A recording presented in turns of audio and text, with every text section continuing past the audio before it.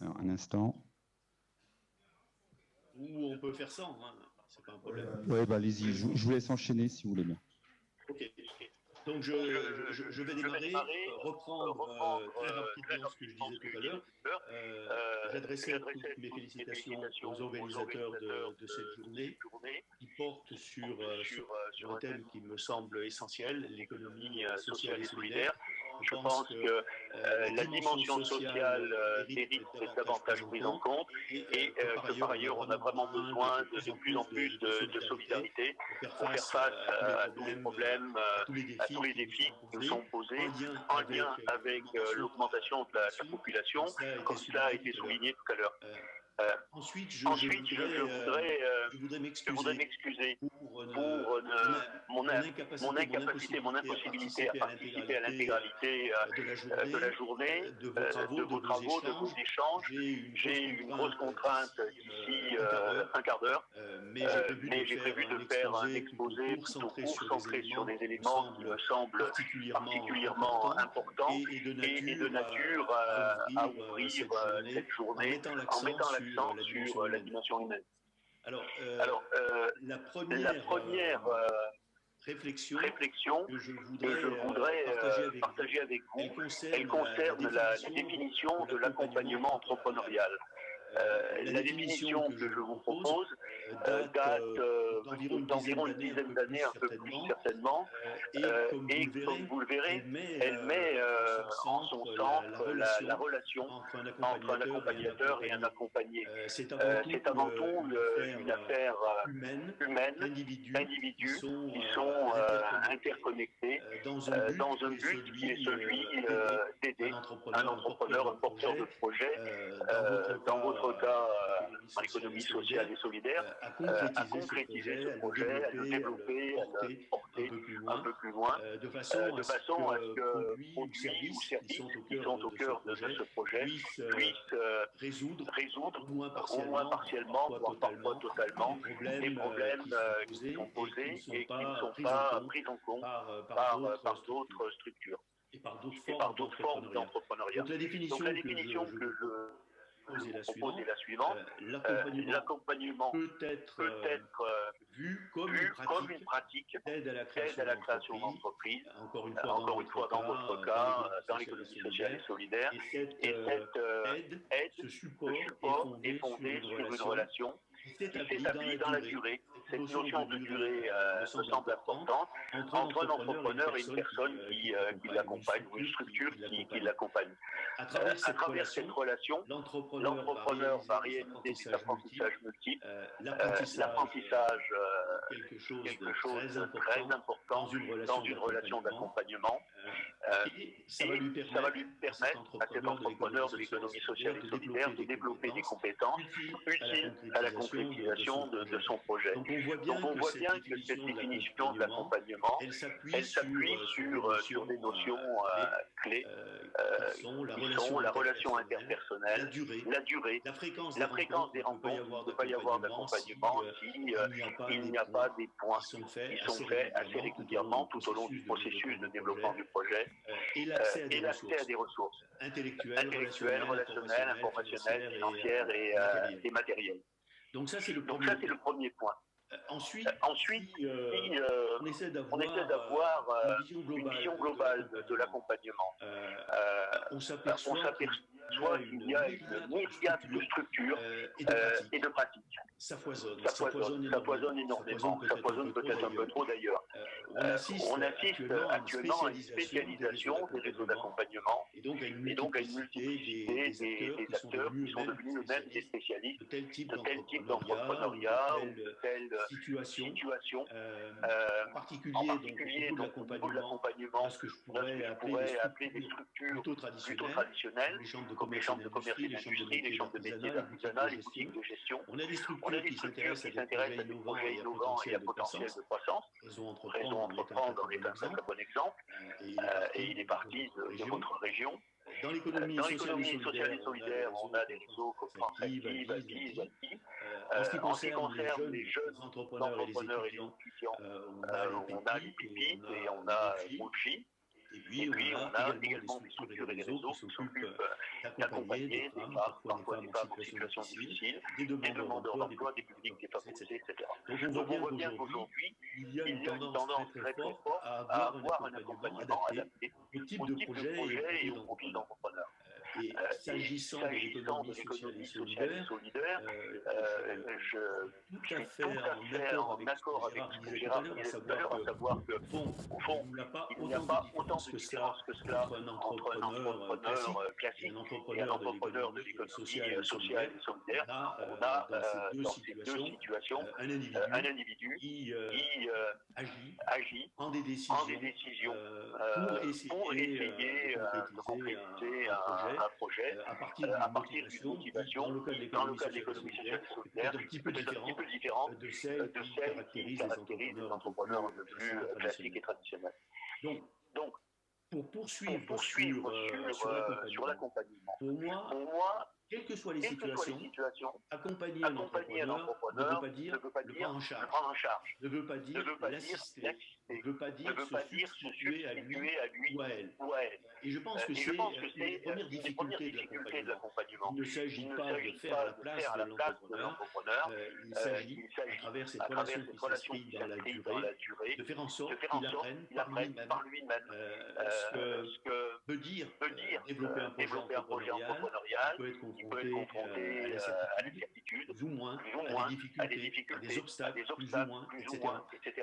Et qu'il développe donc ses apprentissages et ses compétences qui vont faire de lui progressivement un entrepreneur d'abord, phase de développement du projet, chef d'entreprise ensuite. Il y a deux dimensions qui me semblent importantes dans l'accompagnement et qu'on retrouve très largement dans la documentation. La première, c'est une dimension technique. Qui se traduit par des apports et des transferts de connaissances et d'outils. Apport et transfert, c'est pas la même chose. C'est-à-dire qu'un accompagnateur peut sensibiliser un porteur de projet sur l'importance de tel type de connaissances en lien avec le développement de son projet ou le travail sur l'opportunité. Transférer les connaissances, c'est pas tout à fait la même chose. C'est-à-dire qu'il faut s'assurer effectivement cet apport de connaissances a bien été intégré, assimilé par la personne qui est accompagnée. Apport et transfert d'outils également. Et cette journée est beaucoup consacrée aux outils.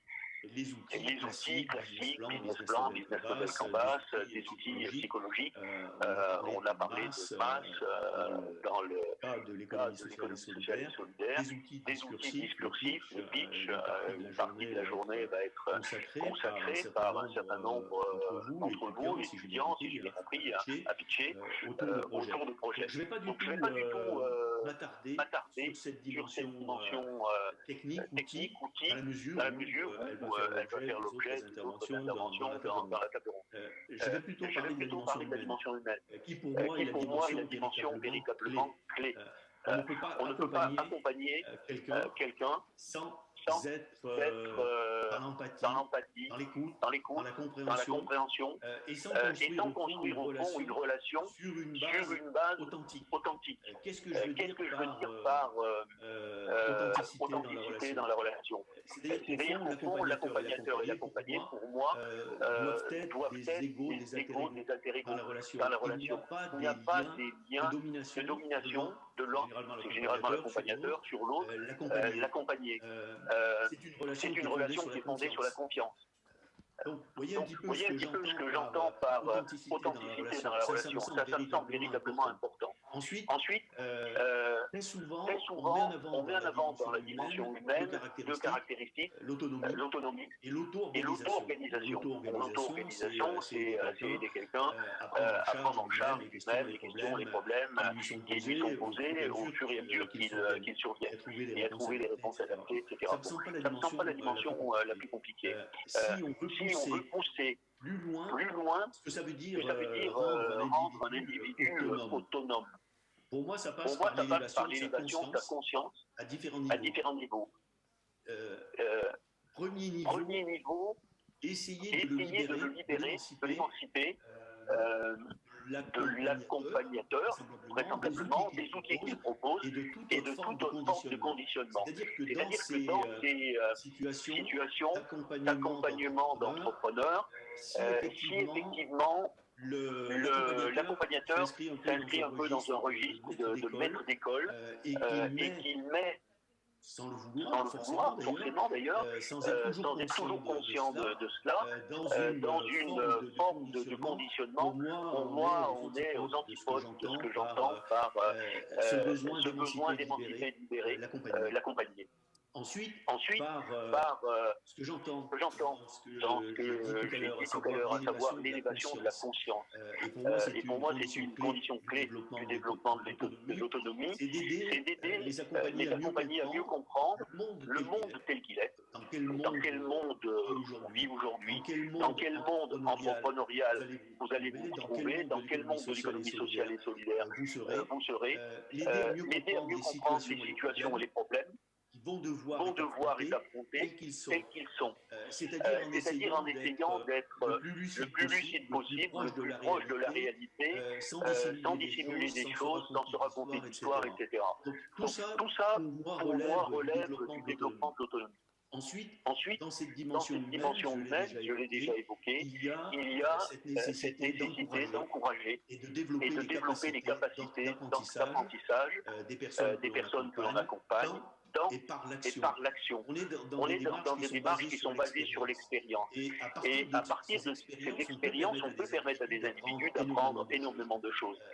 Qu'est-ce qui a fonctionné, qu'est-ce qui n'a pas fonctionné, pourquoi ça a fonctionné et surtout pourquoi ça n'a pas fonctionné. On est dans des démarches également expérimentales, d'erreurs, d'approximations. Et dans ces situations-là, on peut énormément apprendre. Ceci étant, le rôle des accompagnateurs, c'est peut-être de permettre aux accompagnés de réaliser ces apprentissages et de les réaliser complètement.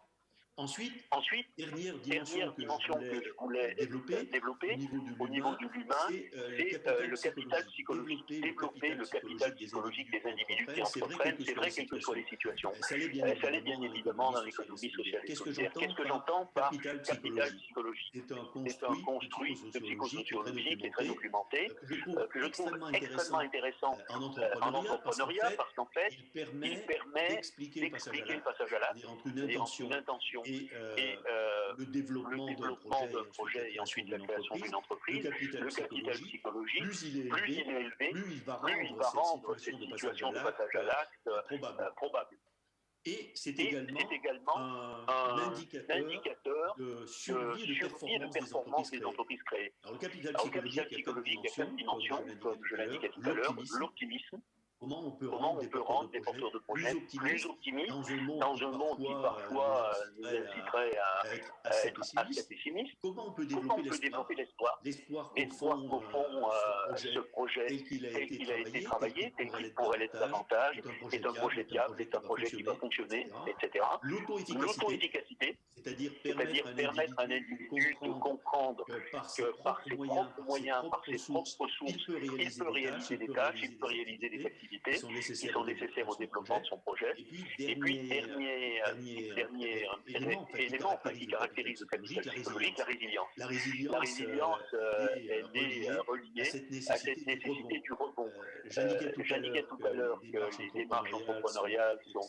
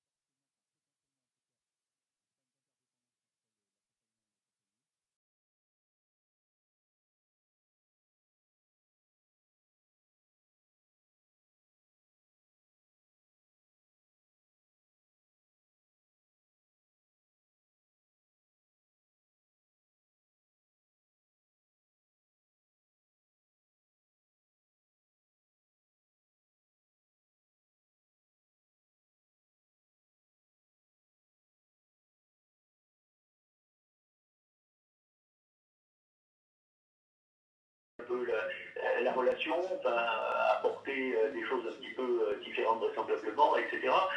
La question de la durée, pour moi, est beaucoup plus liée à la nature du projet. Il y a des projets qui nécessitent une certaine durée, qui peut être plus longue que ce que vous avez qualifié de durée courte, pour ne pas tomber dans cette déviance de l'interdépendance. Très bien, merci beaucoup. Voilà, est-ce qu'il y a d'autres questions?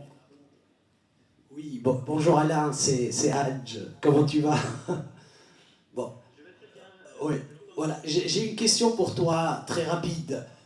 En fait, par rapport à l'accompagnement, autant que l'accompagné, il est dans une situation relativement simple. Il souhaite réussir son projet. Autant que l'accompagnateur, il fait partie de structures. Et donc ces structures conditionnent un peu, limitent plus ou moins, libèrent plus ou moins sa façon de s'adapter pour répondre à l'accompagné. Et donc, est-ce que la recherche sur l'accompagnement ne gagnerait pas à inviter les chercheurs à explorer différents types de postures, voire même des formes d'organisation qui rendraient la posture de l'accompagnateur beaucoup plus utile, beaucoup plus intéressante à l'égard de l'accompagné? Oui, je suis tout à fait d'accord avec toi. Il y a des travaux qui ont été faits dans différentes disciplines et qui montrent qu'il y a différentes postures que l'accompagnateur peut prendre dans son travail d'accompagnement d'un porteur de projet. Et je crois que c'est une des questions de savoir en permanence quelle est la posture principale qui doit être adoptée. Et ça rejoint la complexité qu'on évoquait tout à l'heure. Mais c'est vrai que les logiques et les objectifs des uns et des autres ne sont pas du tout les mêmes. Je n'ai pas du tout évoqué dans mon intervention, mais c'est quelque chose à la fois de connu et documenté.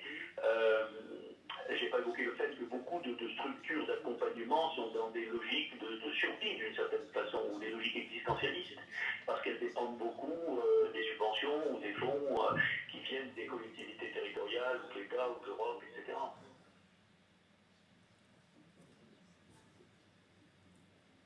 Alain, merci beaucoup pour la qualité et puis la pertinence naturellement de tes interventions. J'ai une petite question rapide à poser. Dans le droit fil de ce que vient de dire Hadj, au fait, au fond, nous accompagnons nos étudiants qui créent. Bien évidemment, nous les accompagnons en suivant le processus classique, donc ce qu'on peut qualifier d'accompagnement processuel. Et puis, ils reviennent constamment pour effectivement demander des choses, surtout ceux qui sont à un certain niveau d'études, notamment les masters. Et nous parlons de l'accompagnement émergent. À ton avis, comment peut-on intégrer ces deux dimensions dans les structures classiques d'accompagnement, à savoir l'accompagnement processuel classique connu et l'accompagnement émergent?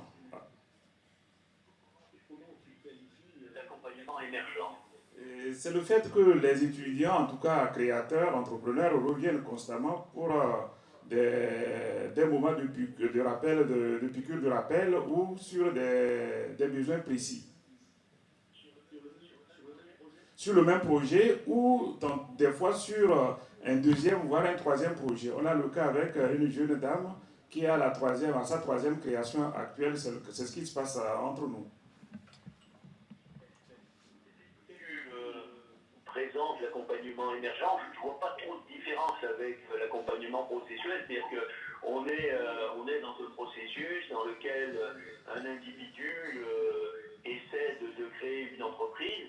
Ça peut passer par un projet unique et de multiples questionnements que cet individu peut avoir en fonction des étapes de ce projet-là. Ça peut passer par une succession de projets si on s'aperçoit que le projet sur lequel on a travaillé pour des raisons différentes n'est pas viable, ou n'est plus le projet de l'individu, c'est-à-dire qu'il ne ressent pas un degré élevé de cohérence.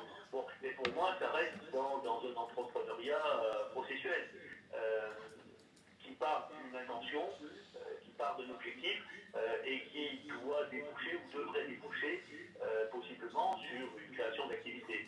Donc pour moi, c'est un peu la même chose. Merci beaucoup.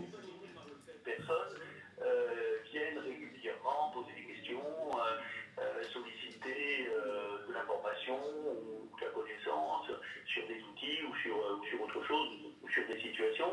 Je pense que c'est quelque chose qui doit être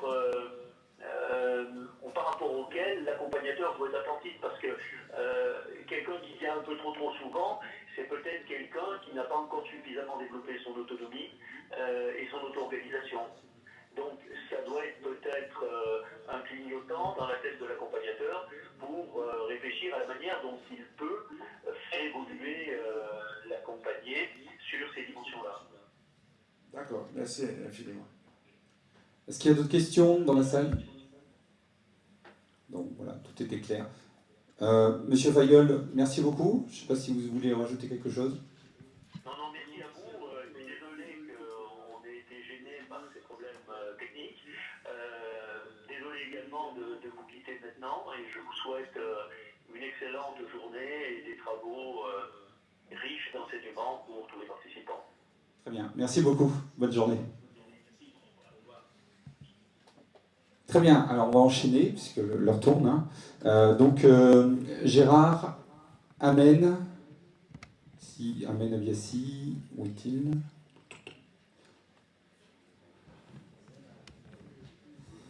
Et Sophie, également. Alors, les étudiants d'Akerquois, vous pouvez rentrer, allez-y. Vous avez de la place devant, hein, on va pas faire... on vous invite bien sûr à vous mettre au premier rang, on mange personne, a priori.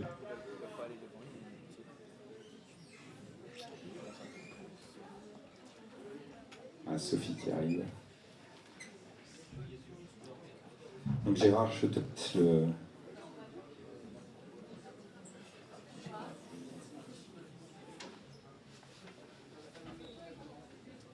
Amen. Je te cède le micro. On va laisser quelques minutes encore que les étudiants s'installent. Non. Ça va être plus simple.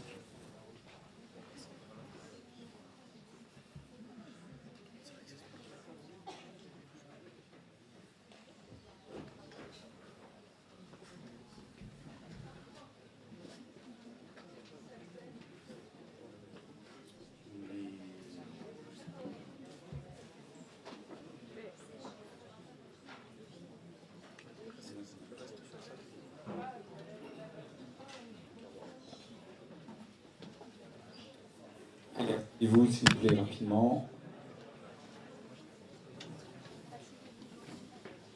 Qu'on puisse enchaîner. Voilà. Gérard, à toi la...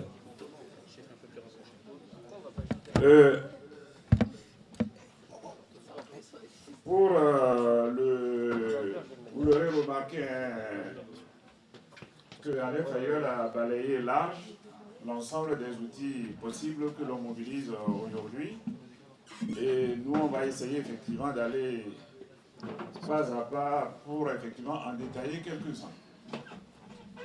Nous, on commence et puis effectivement nos collègues ESS vont suivre avant qu'on enchaîne après quand vous serez en atelier par effectivement la partie pédagogique. Alors, le travail, en tout cas les résultats que l'on va vous proposer, je crois que si vous avez été, je crois que c'est le cas, vous avez été attentif aux propos de Alain Feigl. Et ce que nous avons évoqué, en tout cas les résultats que nous avons exposés l'année dernière, il est revenu indirectement là-dessus, alors qu'il n'en a pas connaissance. Ce qui veut dire effectivement ce que nous faisons avec vous, avec nos partenaires de l'économie sociale et solidaire, on n'est pas loin effectivement de ce qui se fait ailleurs. Donc on ne doit pas, je pense, sous-estimer effectivement le travail que nous faisons ensemble. À propos des outils psychosociologiques, parce qu'il a fini par insister sur deux types de capital, sinon on peut parler de capitaux. Le capital psychologique, il a dit que c'est un construit, avec les dimensions qu'il a évoquées, et le capital social, ce que vous appelez classiquement les réseaux, à commencer par le réseau familial. Ce que nous, on a voulu effectivement essayer de faire depuis 2000, puisqu'on a commencé avec Abiassi et d'autres on a commencé par travailler effectivement sur l'outil qui est utilisé partout dans la région, qui s'appelle l'outil MAS. Ce que nous on a voulu faire, c'était simplement effectivement avoir un outil qui permet de décrypter avec le créateur, l'entrepreneur, le repreneur, ses capacités. Donc c'est l'individu qui nous intéresse au-delà effectivement du projet. Ça ne veut pas dire qu'on ignore le projet, mais c'est l'arrimage entre l'individu et le projet que nous travaillons. Donc ce travail, on est 4, mais Audrey ne peut pas être avec nous compte tenu du fait effectivement qu'elle pilote tout. Vous savez très bien que c'est elle qui est en charge de l'organisation, bien évidemment, avec l'appui des partenaires et des autres dont on a parlé ce matin. Alors, le modèle, nous l'appelons le modèle MAS. MAS pour aptitude, je l'ai dit tantôt, aptitude, motivation, aptitude, compétences entrepreneuriales et stratégiques appliquées à l'entrepreneur ESS. Alors, ce que nous allons faire, bon, vous aurez remarqué, j'ai mis effectivement, nous avons mis des remerciements, à commencer par le vice-président délégué directeur du CGU, les étudiants qui ont travaillé avec nous. Bon, il y a 3 étudiants qui ont travaillé avec nous, une stagiaire qui a effectivement fait l'enquête, et puis naturellement le traitement des données avec nos doctorants Charlotte Badoué et puis Mahassim Aïlim. Nous allons travailler en 3 temps, très rapidement, poser quelques concepts, en tout cas les décrypter rapidement, et puis aller vers les éléments de méthodologie, et puis naturellement les résultats, un peu comme ce que certains étudiants font dans le cadre effectivement de leur mémoire. Alors, ce qui a été dit depuis ce matin, ce que vous savez, c'est que fondamentalement, accompagner quelqu'un, accompagner un créateur, un repreneur, un entrepreneur, c'est aussi s'intéresser à l'accompagnant. Il a parlé tout à l'heure effectivement d'une espèce d'osmose entre les 2 acteurs. Donc c'est un peu ça. Et on va prendre en étau dans ce couple, si j'ose dire, les dimensions, si vous voulez, psychologiques, sociales, sans oublier la dimension économique. Partant de là, les spécialistes dans le monde entier qui ont travaillé sur l'entrepreneur disent d'abord qu'il faut regarder évidemment ses traits de caractère, bien évidemment. Il faut regarder aussi évidemment son comportement, l'action, l'agir. Il faut effectivement, comme il a dit tout à l'heure encore à Alain, il parle effectivement du processus. Quand on veut créer, peut-être qu'on est en phase d'idéation, on va saisir des opportunités, on va transformer en projet, on va lancer, etc. etc. Donc c'est tous ces éléments-là qu'il faut prendre en compte dans un outil.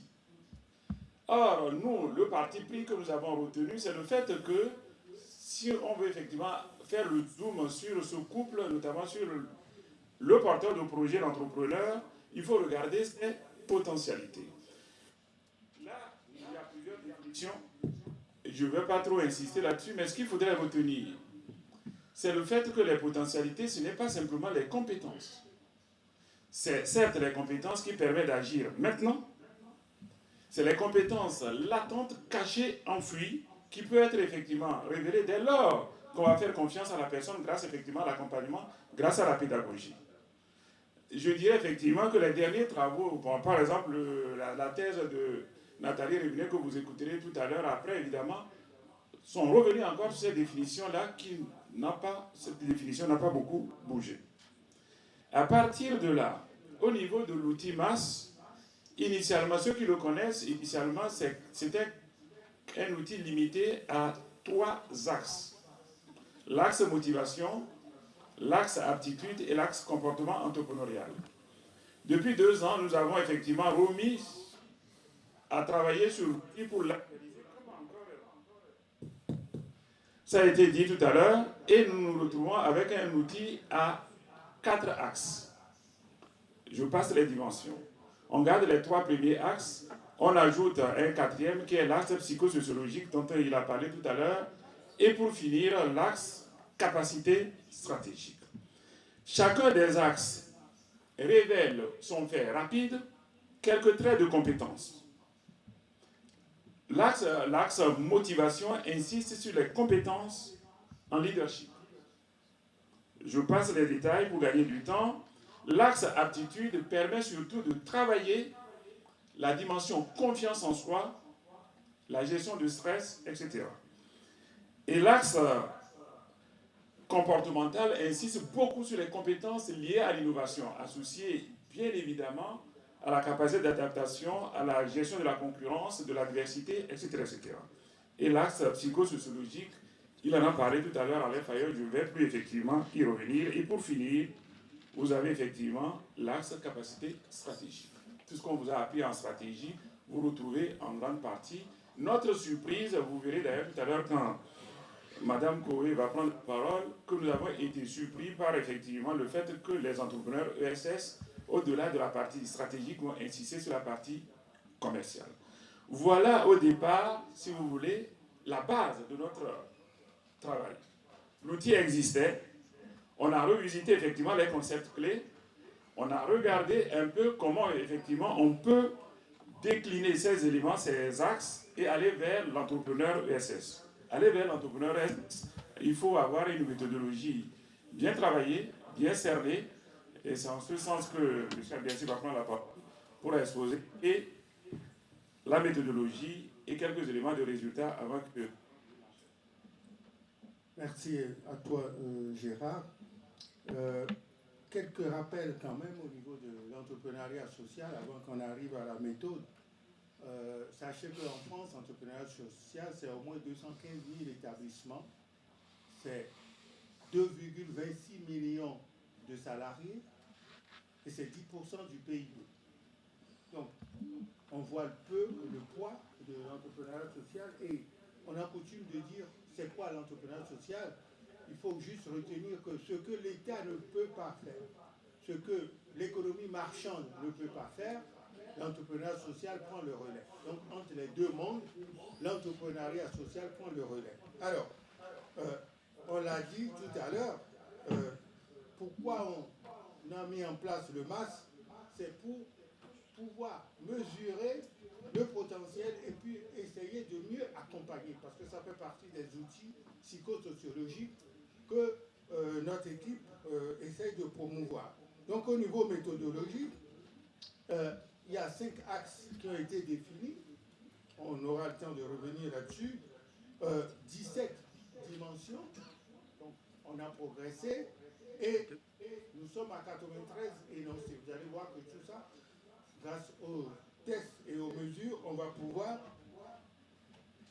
concentrer l'énergie sur les axes qui sont prioritaires. Donc, les 5 axes que nous avons devant nous, on a la motivation, à savoir 3 dimensions et 14 énoncés, on a les aptitudes, on a le comportement entrepreneurial, le capital psychosociologique, et, ça c'est récent, la capacité stratégique. Donc, si on continue, grâce à madame ici présente, on a dû tester.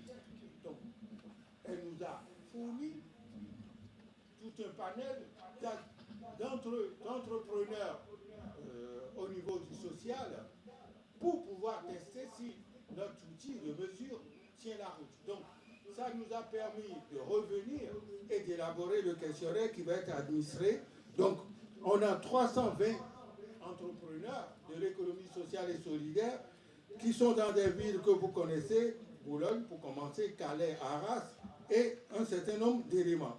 Alors, la première des choses, quand vous êtes dans une échelle de mesure, donc on a 7 dimensions, 7 échelles, il a fallu mesurer la fidélité et la fiabilité. Donc on a dû mesurer la fidélité de l'instrument.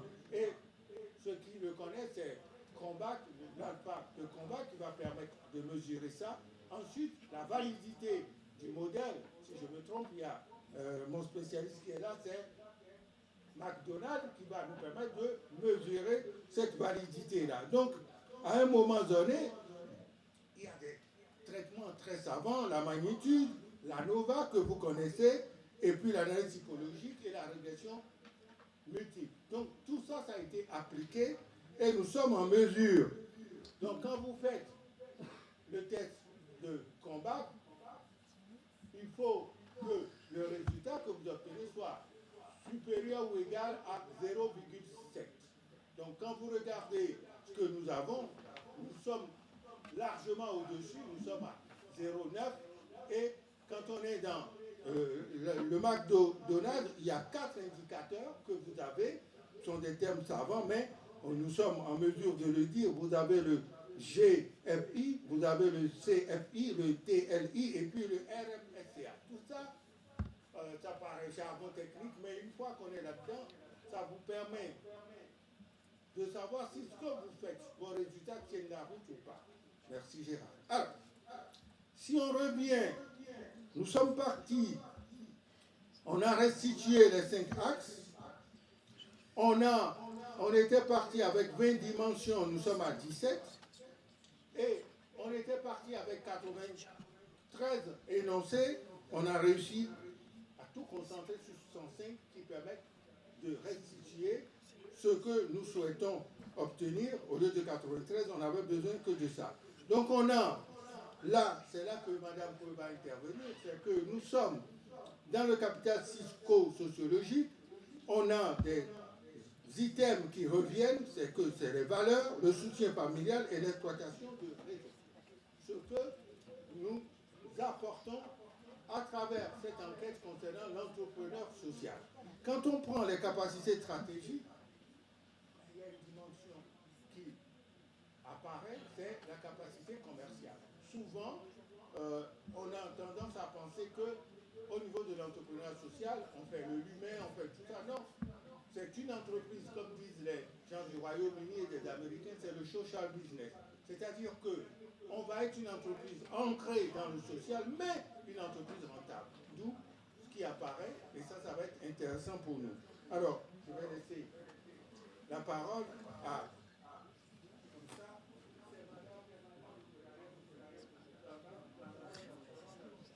Merci. Donc effectivement, avec Gérard, avec toute l'équipe et avec Morgane notamment, qui était une stagiaire dans le cadre de ce projet-là, c'est surtout Morgane qui a fait tout le boulot, il faut quand même resituer dans le contexte. On a fait un travail d'accompagnement effectivement pour l'aiguiller, lui donner les contacts, les réseaux, les relais. Parce qu'effectivement, c'était vraiment important dans cette démarche-là que les entrepreneurs soient au cœur du sujet, que ce soit eux qui puissent exprimer ce qui est important et comment ils positionnent les différentes échelles de valeur. Dans l'ESS, de toute façon, il y a toujours cette idée de coller aux besoins, de répondre véritablement à la demande, de ne pas forcément penser à la place de l'autre, mais de l'associer tout au long de la démarche. Donc là, a fortiori, pour les entrepreneurs sociaux, l'idée c'était vraiment de les associer. Et c'était pas un travail simple que Morgane a réalisé, parce qu'effectivement, réussir à recueillir 320 témoignages, sachant que alors plusieurs entrepreneurs ici ont joué le jeu et on les en remercie fortement parce qu'effectivement, il y avait vraiment cet enjeu de mobilisation. C'était pas simple, c'était une bonne heure quand même à consacrer pour répondre au questionnaire. C'était très dense. Et donc le fait d'avoir mobilisé comme ça les 320 entrepreneurs, c'était quand même un sacré défi. On n'était pas sûr d'y arriver au départ, il faut le dire. Plusieurs moments, on a quand même un petit peu été vacillant dans la démarche, mais finalement Morgane a réussi. Et ça grâce encore une fois au réseau. On l'a dit tout à l'heure, M. Fayol l'a dit, il y a vraiment cette idée dans l'ESS et dans l'entrepreneuriat social de s'appuyer sur les autres, de compter sur les autres, de jouer la solidarité, l'entraide. Et là, ce qui a permis la réalisation de l'adaptation du test masse en un temps quand même très très court, c'est cette mobilisation qu'il y a eu au niveau du Boulonnais, au niveau du Calaisis, du Dunkerquois, de toute l'énergie que Morgane a mise et finalement de la mobilisation aussi collective. Donc ce qui ressort, vous l'avez dit, et Gérard l'a également mis en exergue, et M. Fayol aussi l'a bien dit ce matin, il y a effectivement cet enjeu dans l'entrepreneuriat social et cette distinction que l'on peut faire au regard de l'accomplissement. Alors évidemment, beaucoup d'entrepreneurs classiques également s'accomplissent dans leur engagement, et heureusement. Mais on retrouve véritablement une particularité dans l'entrepreneuriat social, puisque on va remettre finalement l'économie au service de l'humain, au service d'un projet. Alors quand on dit l'humain, c'est tout ce qui englobe la dimension humaine, ça comporte effectivement l'environnement, les animaux, enfin bref, tout ce qui compose le vivant et tout ce qui est indispensable pour nous. Et donc, dans l'entrepreneuriat social, évidemment, on va chercher à apporter des réponses aux problématiques qui se posent et des enjeux qui se posent à nous. Et donc, le fait de se mobiliser finalement pour une cause qui nous dépasse, ça procure effectivement de l'énergie, ça renvoie à une démarche qui peut donner beaucoup plus de sens que quand on travaille uniquement pour gagner un salaire à la fin du mois ou quand on entreprend uniquement pour faire du profit. Donc ça, c'est vraiment une donnée qui est ressortie.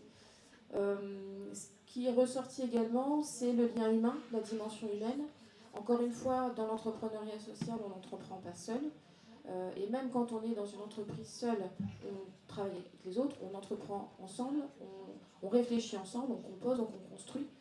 Et donc, il y a toujours cet enjeu également de finalement s'enrichir de l'autre, de mieux comprendre au travers de la réalité de l'autre, de grandir grâce à l'autre. Et là aussi, on a un enjeu effectivement dans l'accomplissement. Ce qui est intéressant aussi, et on l'a dit, un point sur lequel il nous semble important d'insister, c'est que effectivement, quand on parle d'entrepreneuriat social, on parle de modèle économique, même si on est sur un modèle économique hybride et un petit peu différent. Il y a quand même effectivement un enjeu de pérennité, de développement d'emploi, de rémunération, et donc un modèle économique qui doit tenir la route dans la durée. Et surtout, on a souvent dans l'ESS un a priori qui est pensé que dans l'ESS, finalement, on va retrouver principalement des bénévoles et donc des personnes non payées, et donc qu'on ne peut pas vivre de l'ESS, ce qui est une erreur, puisqu'on peut tout à fait entreprendre, réussir, gagner sa vie, voire bien gagner sa vie, même si il y a effectivement des critères qui font qu'on ne peut pas retrouver dans l'ESS ce qu'on retrouve dans l'économie classique avec des rémunérations de dirigeants qui sont complètement disproportionnées et vraiment, voilà, qui posent question au regard de la rémunération du plus grand nombre. Effectivement, on ne va pas retrouver ça. Néanmoins, on peut tout à fait composer, s'engager, s'enrichir de différentes manières, et y compris en gagnant sa vie. Autre élément de distinction dans le MAS au regard de l'entrepreneuriat classique, c'est effectivement le lien avec le développement durable. Et là, effectivement, il n'y a pas non plus de surprise, puisque dans la mesure où on va essayer de répondre à un besoin social, sociétal ou environnemental, et qu'on va mettre l'économie au service, et ben on retrouve finalement les piliers du développement durable. Donc là, il n'y a pas réellement de surprise en soi. Ce qui est intéressant de dire par rapport à ça, et M. Fayol l'a dit également, dans l'ESS, et c'est aussi vrai dans l'innovation sociale, qui est le petit frère de l'ESS ou la petite sœur de l'ESS, c'est la dimension comment dirais-je, du test, de l'essai erreur, de l'essai erreur ajustement. C'est-à-dire qu'au départ, on ne sait pas trop ce qui va se passer quand on s'engage dans l'ESS ou dans l'innovation sociale. On a une idée, on a une intuition collective, partagée, mais qui ne se confirmera qu'au fil de l'eau. Et donc, on est également dans cette idée finalement d'avoir une projection, de tester quelque chose, de voir un petit peu ce que ça produit. Dans la mesure où ça s'adresse à des hommes et à des femmes, ben, on ne peut pas savoir à l'avance. On peut juste avoir des intuitions et faire en sorte de confirmer ces intuitions. Mais en tout cas, on retrouve dans cette notion d'innovation, d'expérimentation qui s'inscrit également, qui est proche du développement durable.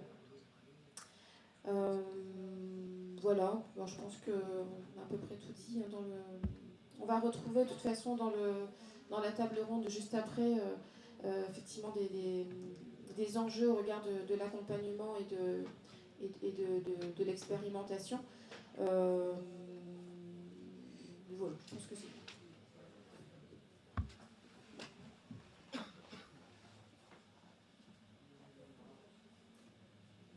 Merci. Alors, tout à l'heure, je vous ai dit qu'il y a eu l'analyse typologique.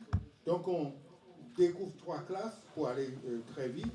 Il y a la première classe où on dit position faible, c'est 30% des enquêtés par rapport à ce qui se passe.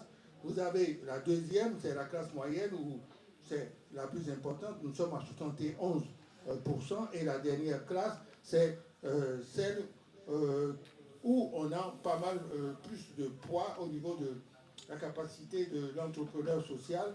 Ils sont à 15% par rapport à ça. Alors, ce qui devient intéressant, c'est la partie qui arrive, c'est les éléments de prédicteur.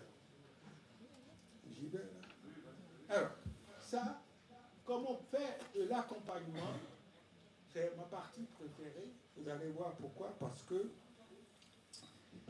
on vous parle de compétences de leadership. Donc, on a le leadership qui est à 1,69 et vous avez plus 0,22 d'accomplissement et vous avez l'autonomie. Ça veut dire, si on veut accroître la compétence de l'accompagner en leadership, il faut jouer sur deux leviers,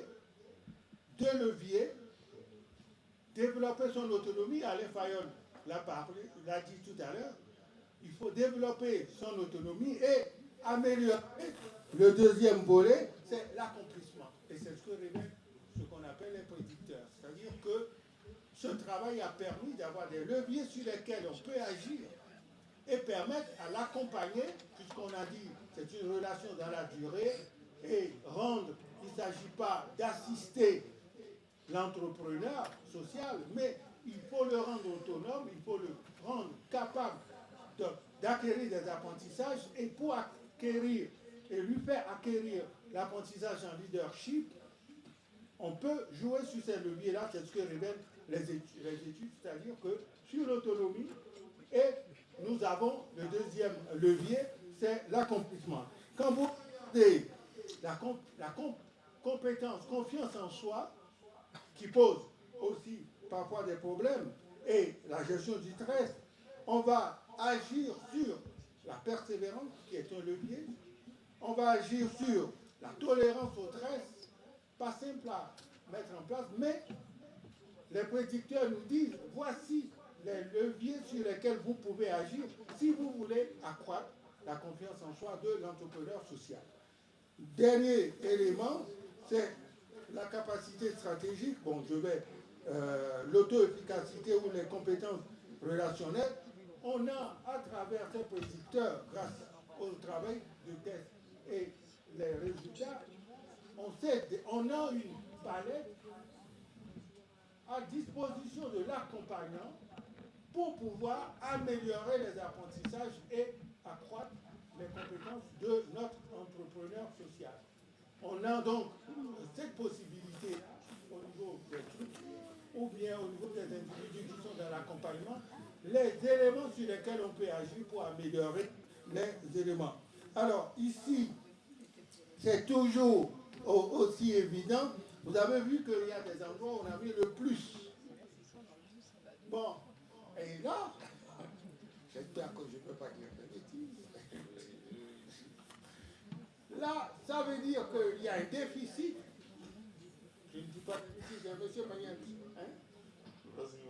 Alors, donc, de toute façon, si on est carré, on a les éléments, on vous met plus 0,37 de ressources techniques et partenariales et moins, voilà, moins 0,07 de centre de partage. Ça, on est en train de nous dire simplement que parfois l'entrepreneur est dans son monde, dans sa vision, mais rien ne prouve que pour l'instant, c'est-à-dire que la vision reste à être partagée. C'est ce que révèle le moins 0,37, c'est-à-dire qu'il y a encore du chemin à faire pour pouvoir adhérer son groupe et les mobiliser dans une seule direction. Donc parfois, on dit cela va de soi, on est dans l'humain, on est dans le social et tout. Et on oublie de vérifier si la vision que l'entrepreneur a, elle est partagée ou non. C'est ce que révèlent éléments. Tout à fait. Bien. Bon, oui, je crois que c'est exactement ça. Bon, ceci étant, pour simplifier, merci à Amen et puis naturellement à Sophie Goé, parce qu'elle a expliqué un peu toutes les difficultés que nous avons rencontrées, comment nous avons fait. Vous avez remarqué, je l'ai dit d'entrée, Alain Fayol n'était pas avec nous. Nous avons travaillé de notre côté. Il a esquissé, avec l'expérience, tous les travaux qu'il a pu esquisser, en tout cas qu'il a pu lancer dans le monde académique, dans le monde professionnel. Il a donné des choses qu'on retrouve. C'est ce que nous appelons dans nos jargons la cumulativité. Je travaille ailleurs, tu travailles ailleurs, on retrouve plus ou moins les mêmes résultats. Ce qui veut dire effectivement, on n'est pas moins bon que les autres. On a travaillé sérieusement. Comment ça se passe maintenant? Je vous ai dit que la première version que nous avons mise au point dans les années 2000 est utilisée dans toute la région, sauf la dimension ESS. Aujourd'hui, la région a déjà implémenté la version courte du MAS entrepreneur classique. Ça a été fait il y a une dizaine de jours. Je vais le vérifier la semaine prochaine. Et ça va démarrer réellement à partir du 1er janvier, si j'ose dire. La version longue qu'on vient de voir va être implémentée après. La région, en tout cas, m'a dit ceci, en tout cas nos partenaires, sur la partie ESS, il y a des nuances. Il va falloir mobiliser les acteurs de l'ESS pour cette dimension-là, au moment évidemment de l'accompagnement. Voilà ce que veut dire que ceux qui pensent, qui disent, peut-être à juste titre, peut-être à tort, qu'à l'université, nous faisons du n'importe quoi, on fait de la recherche qui ne sert à rien, doivent se rendre compte que ce n'est pas vrai. Au-delà de la dimension pédagogique, il y a aussi la dimension pratique. Ça fait depuis 2004 que nous avons mis au point cet outil qui est utilisé dans toute la région. Aujourd'hui, nous avons en tout cas une nouvelle version, beaucoup plus solide, beaucoup plus costaud, comme le disait Alain. Il faut tenir compte de la réalité maintenant. Et c'est dans ce sens que nous avons travaillé. Voilà. Moi, je ne suis qu'avec les autres collègues, on n'est que les porte-parole, on a travaillé avec d'autres, hein, parce qu'effectivement, pour mobiliser la partie technique, bon, ce n'était pas évident. Voilà, en tout cas, nous vous remercions de votre écoute. Et si vous avez quelques questions, on enchaîne, je ne sais pas comment faire notre animateur. Merci.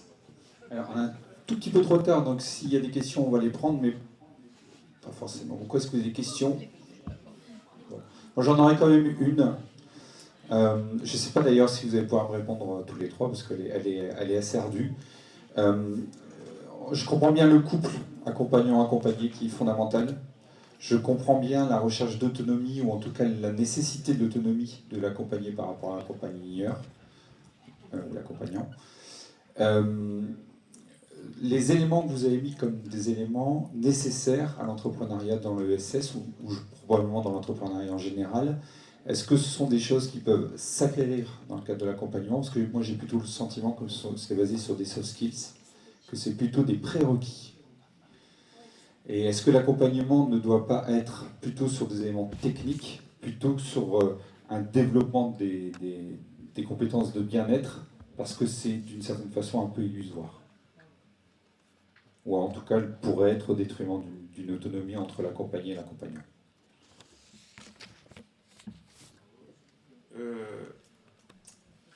Au début, quand on voulait faire l'outil, on a eu beaucoup de difficultés. C'était en 2000, on avait commencé en 2000. Alors même que les Américains avaient déjà ce genre d'outil, que les Canadiens avaient été allés emprunter et adapter. Et nous, on est allés au Canada pour le prendre. Il y a beaucoup de compatriotes français qui sont allés, qui n'ont pas réussi. D'ailleurs, quand Yvon Gass, on n'a pas parlé de lui ce matin, nous a légué la propriété intellectuelle de l'outil, il nous a dit, je ne suis pas certain que vous allez y arriver. Et quand il a remarqué qu'on a commencé par y arriver, il est venu à Dunkerque, il m'a dit la dernière fois, il est venu 20 fois pour nous assister. On a rencontré des difficultés, pourquoi? Peut-être par rapport à ce que tu dis là. Parce que c'est comme si on veut formater, on veut structurer les comportements des individus en tenant compte de leurs traits. Or, nous savons tous, les spécialistes de la compétence sont là, ils vont pouvoir peut-être lui dire, il faut tenir compte des traits et des faits pour comprendre effectivement les compétences d'une personne. C'est dans ce sens-là que nous avons travaillé. Le plus que nous avons apporté, et à la fois au niveau pratique et au niveau académique, c'est le fait que nous ayons mis l'accent sur un concept qui est nouveau. C'est ce que nous avons appelé les potentialités. Je peux dire que celui qui l'a assis aujourd'hui, ce concept, parce qu'il fallait une thèse de doctorat, c'est Nathalie Revenet. Amen et moi, on a travaillé avec d'autres, effectivement, sur le concept. Certes, on a publié. J'en parlerai demain. Mais ce n'était pas suffisant. Il fallait aussi une thèse de doctorat. Et donc, c'est dire, effectivement, que la question a du sens, mais pour quelqu'un qui veut accompagner un créateur, il a besoin d'outils. Attention, l'outil ne remplace pas l'individu. L'outil lui donne des leviers sur lesquels il va pouvoir accompagner. Si vous voulez, testez-le, testez-vous. Quand vous aurez effectivement fait votre photographie, grâce à... Il y a 2 versions d'ailleurs, si vous allez sur le site de la CCI pour l'instant, la CCI Région, vous avez 2 versions, 3 en réalité. Une version pour les dirigeants établis, une version pour celui qui veut créer une entreprise, complètement, c'est le diagnostic, une version qui a que 26 questions. Ça va très vite, en moins de 5 minutes, c'est fait. Mais quand vous faites, vous regardez, vous dites que c'est moi. C'est ça la force. Et c'est ça la science. Elle ne ment pas, de cette façon. Même si elle a des limites, il faut le connaître. Mais c'est dire effectivement que l'outil, il est fiable. Amen l'a indiqué, il est fiable. Voilà comment je peux répondre et puis je laisse mes collègues. Ouais, bah je ne vais pas me positionner par rapport à l'outil parce que je ne sais pas faire tous les calculs techniques savants, je ne sais pas faire. Par contre, j'ai l'expérience de l'accompagnement. Et moi, je pense que tout le monde peut. Si c'était ça un peu la question, est-ce que tout le monde peut est-ce que ce sont des compétences intrinsèques ou qu'on peut acquérir? Moi, j'aurais tendance à penser qu'on a tous des compétences différentes. Donc, effectivement, si on attend d'avoir toutes les compétences nécessaires, on ne le fait jamais. Parce qu'on ne peut jamais avoir toutes les compétences en un seul individu. Par contre, on a des compétences et on peut s'enrichir des compétences des autres.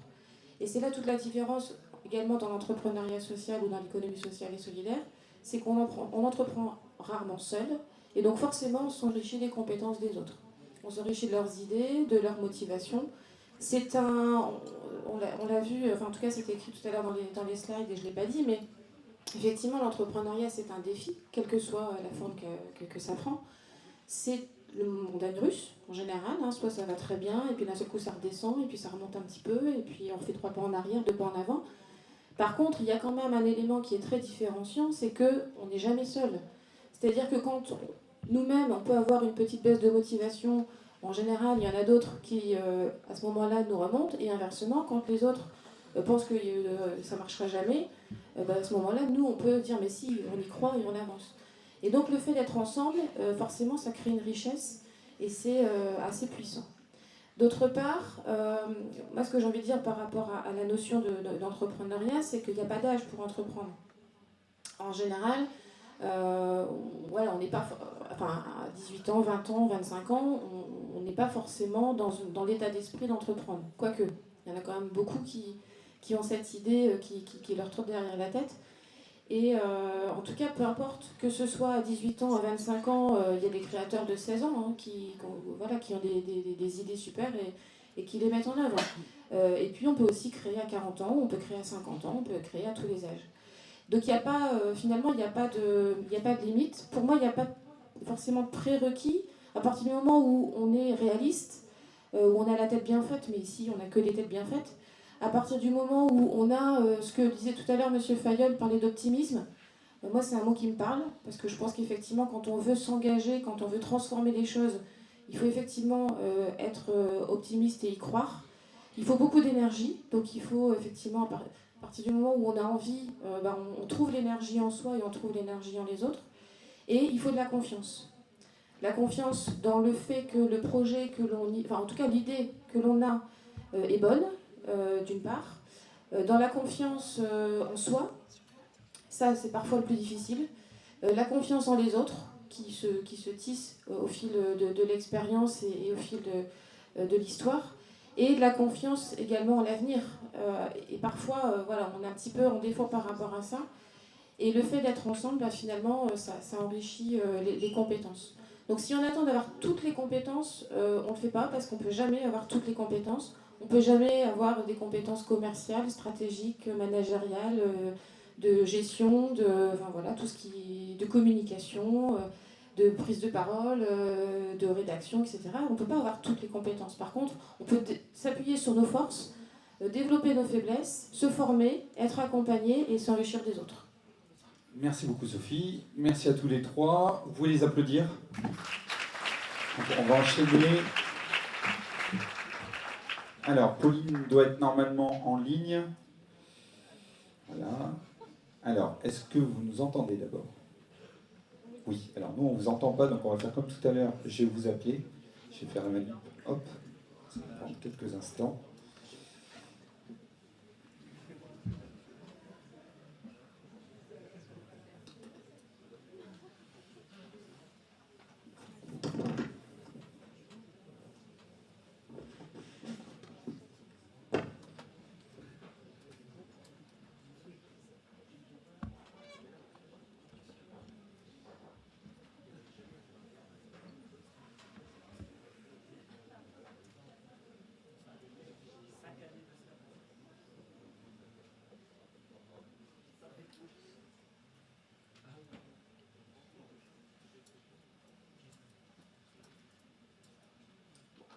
C'est parfait. Donc oui, moi je vous entends très bien. Donc on va vous écouter. Pour le PowerPoint, est-ce que vous avez la possibilité de le faire dérouler ou est-ce que vous souhaitez que je le fasse? Très bien, je vous laisse la main. Donc on vous entend tous.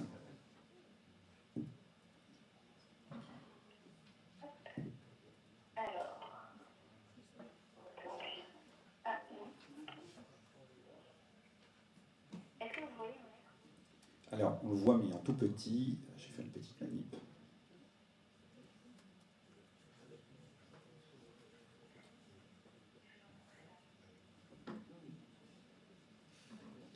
Attendez, mal, c'est normal, j'ai posé mon téléphone. Donc, on voit bien le PowerPoint. Vous pouvez y aller.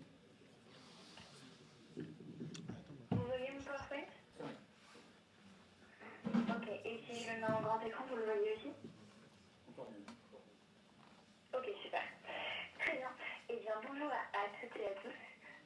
J'espère que malgré les petits problèmes techniques, vous m'entendez bien et que vous voyez bien mon écran. L'objectif, c'est que je puisse intervenir dans le cadre de cette journée économie sociale et solidaire parce que Enactus France est un acteur de l'économie sociale et solidaire. Pourquoi? Parce qu'on est un accélérateur de compétences. Donc on accompagne les lycéens, des étudiants et des professionnels à développer leurs compétences. Qui je suis? Donc c'est moi, Pauline Bonnel, je suis responsable de la région Hauts-de-France sur le programme Enactus étudiant. Parce qu'on a plusieurs programmes et donc moi je m'occupe des étudiants à 100%. Et peu importe les trois bénéficiaires que nous avons, donc les étudiants, les lycéens et les professionnels, notre objectif est le même. C'est-à-dire que chez Enactus, on croit profondément que chaque individu porte en lui le désir d'un monde plus juste, plus inclusif et plus durable, mais que chacun ne sait pas trop comment faire pour atteindre ce monde plus juste, plus inclusif et plus durable. Et que donc le moyen de permettre d'atteindre ce monde-là, c'est de donner à chacun confiance en ses capacités et donc de lui permettre de développer des compétences et que ça permettra de faire émerger une société plus souhaitable pour toutes et tous. Comment est-ce qu'on fait ça? À travers notre métier. C'est-à-dire qu'on accompagne le quotidien des lycéens, des étudiants et des professionnels à développer des compétences qui leur permettront d'innover et d'agir au service de la société et de la planète. Ça, c'est vraiment notre métier. C'est-à-dire que c'est mon travail de travailler chez Enactus et d'accompagner les étudiants au quotidien. Et justement, en parlant des étudiants, parce que c'est ce qui intéresse la plupart des personnes dans cette salle, je vais vous présenter rapidement Enactus étudiant, qu'est-ce que c'est. Et ensuite, je m'attarderai un peu plus sur le modèle économique et notamment qu'est-ce qu'un modèle économique en économie sociale et solidaire. Quelle est la différence entre un modèle économique classique et un modèle économique social. Donc tout étudiants. C'est un programme d'accompagnement que je vous fais découvrir en vidéo, mais vous n'entendrez pas le son, je pense. Donc normalement, il y a une jolie musique.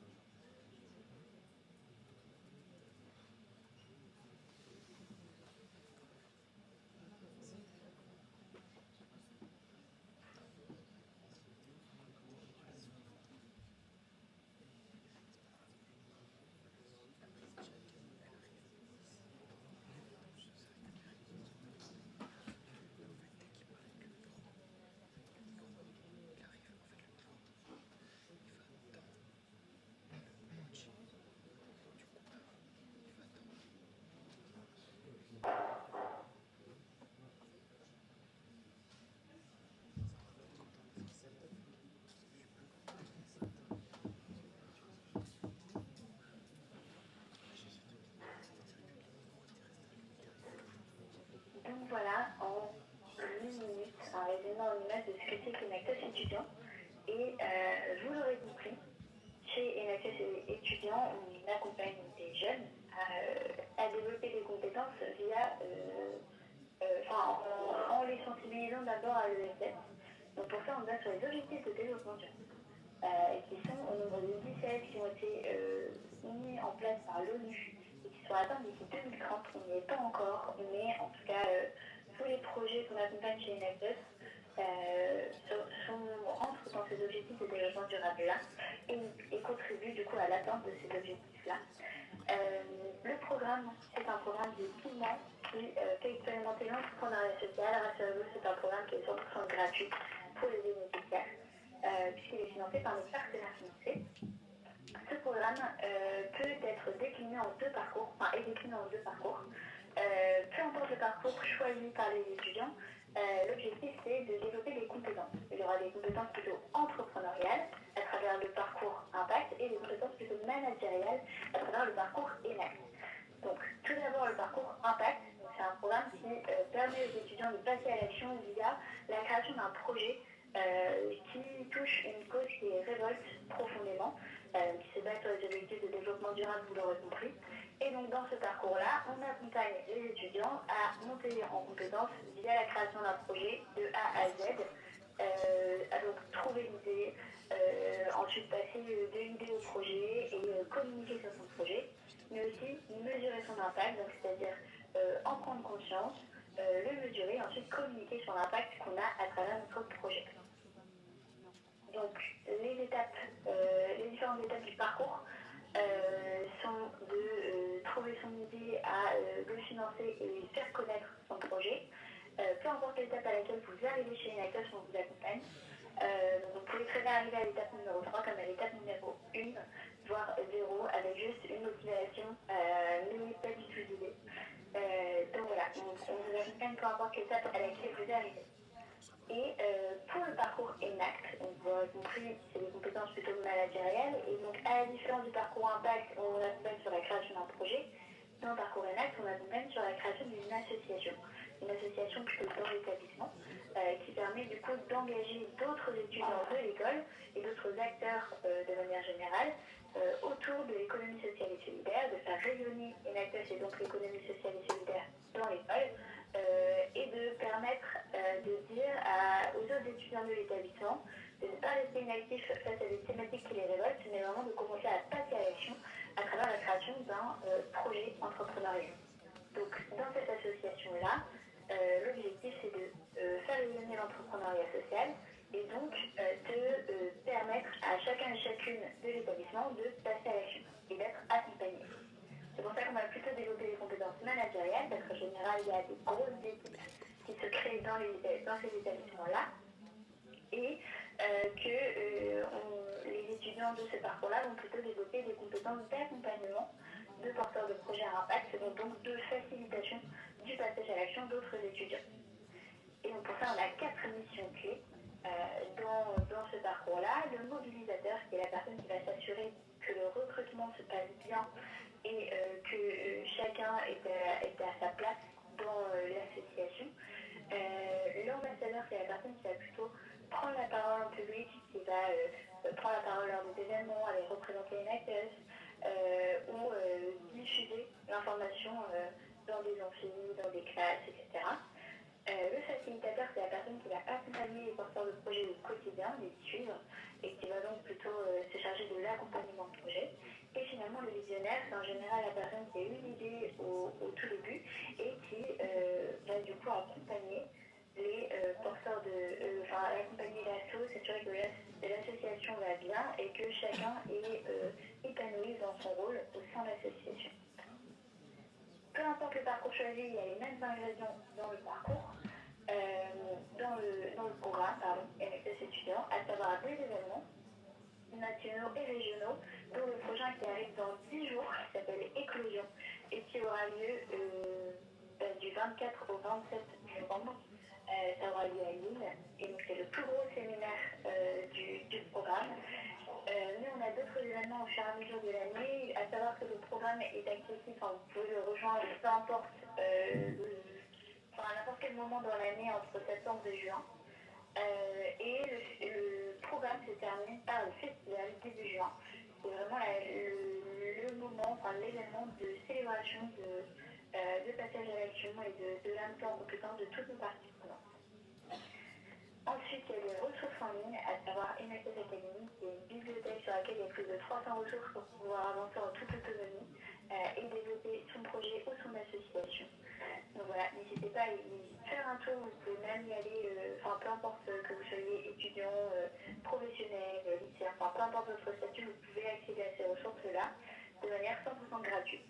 Donc n'hésitez pas à aller voir MXS Academy.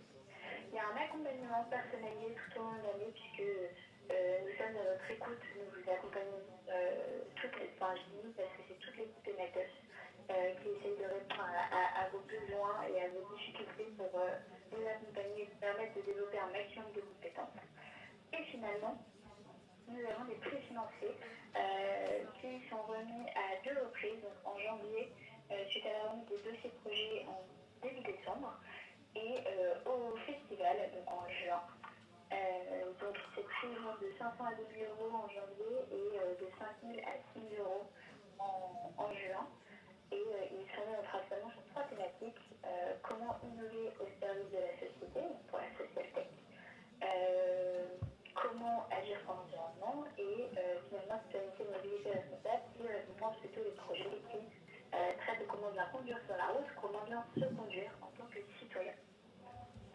Tout ça ne serait pas possible sans nos partenaires, des partenaires fondateurs, des partenaires nationaux, régionaux, financiers, pédagogiques, digitaux, réseaux. Voilà, on a vraiment plusieurs types de partenaires qui permettent que cet accompagnement soit 100% gratuit pour nos bénéficiaires.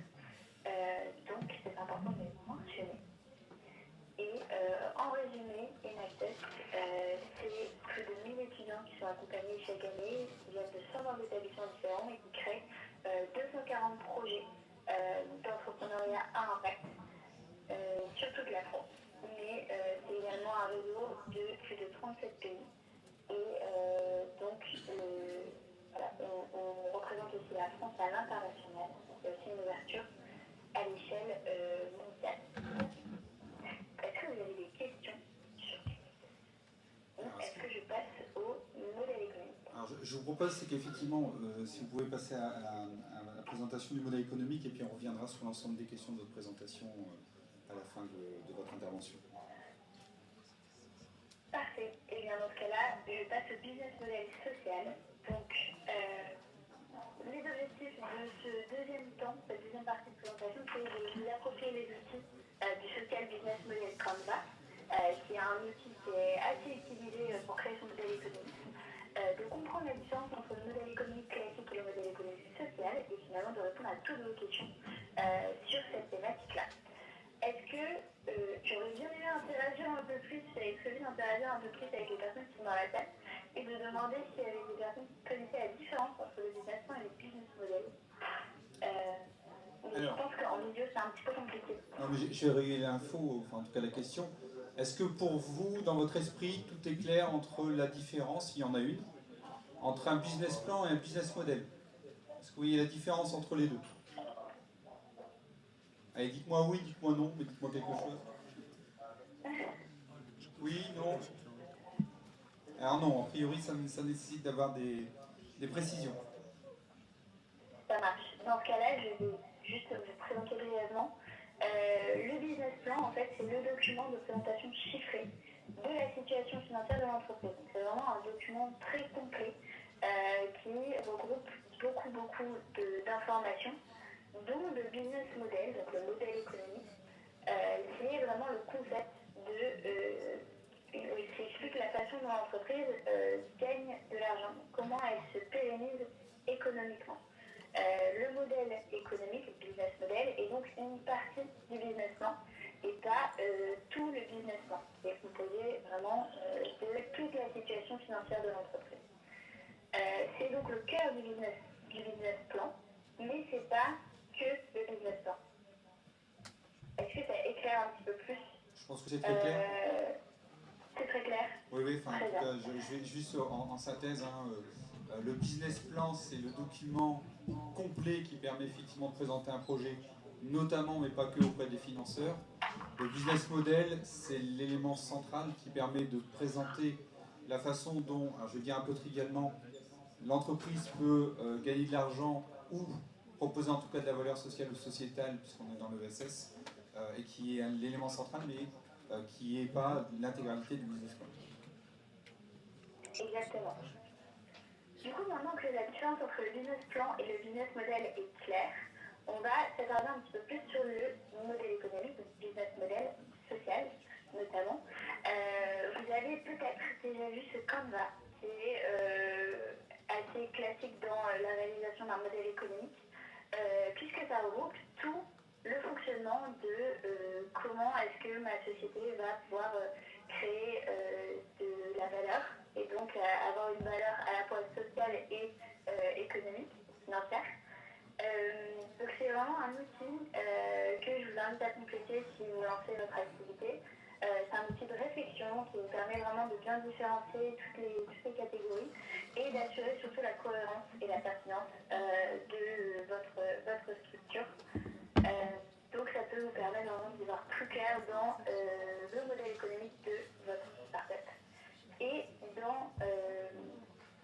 dans ce modèle économique, enfin dans ce business model Canva, il y a plusieurs parties. Donc la partie en haut, donc les besoins, comprend la définition des besoins de la société auxquels le projet souhaite répondre. Donc en fait c'est la mission de l'entreprise, pourquoi elle existe, à quels besoins elle répond. Mieux il y a l'offre, c'est-à-dire comment on répond aux besoins identifiés, comment est-ce que le projet répond à ce besoin-là. Donc c'est vraiment le cœur des produits ou services que la société, la start-up souhaite proposer. Sur la partie à droite, on a tout ce qui est lié aux bénéficiaires, aux clients, aux personnes à qui le projet s'adresse.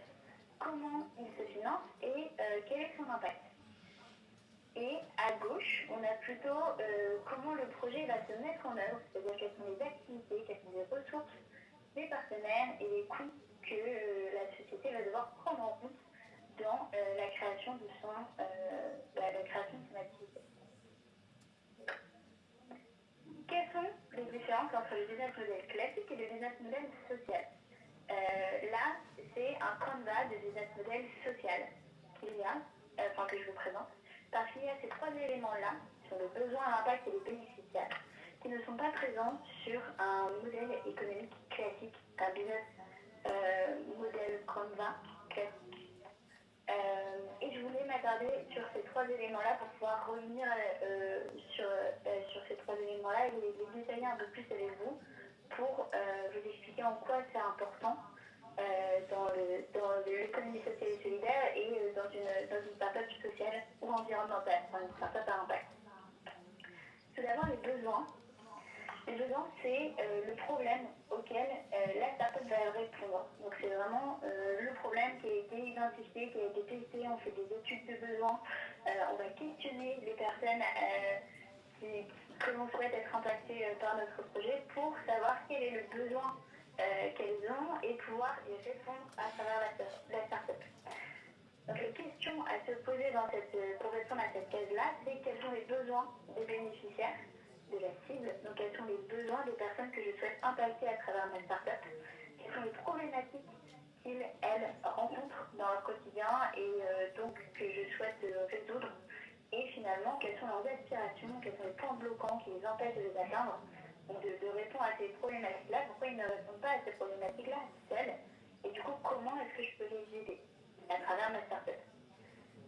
Donc, j'en ai parlé un petit peu, mais l'étude de besoin, c'est vraiment primordial, c'est ce qui assure de répondre à la problématique réelle. Donc, on peut rapidement s'imaginer un besoin et c'est hyper important de le valider auprès des personnes que l'on souhaite impacter. Donc, les bénéficiaires, les clients, les personnes en tout cas que l'on souhaite impacter à travers cette startup.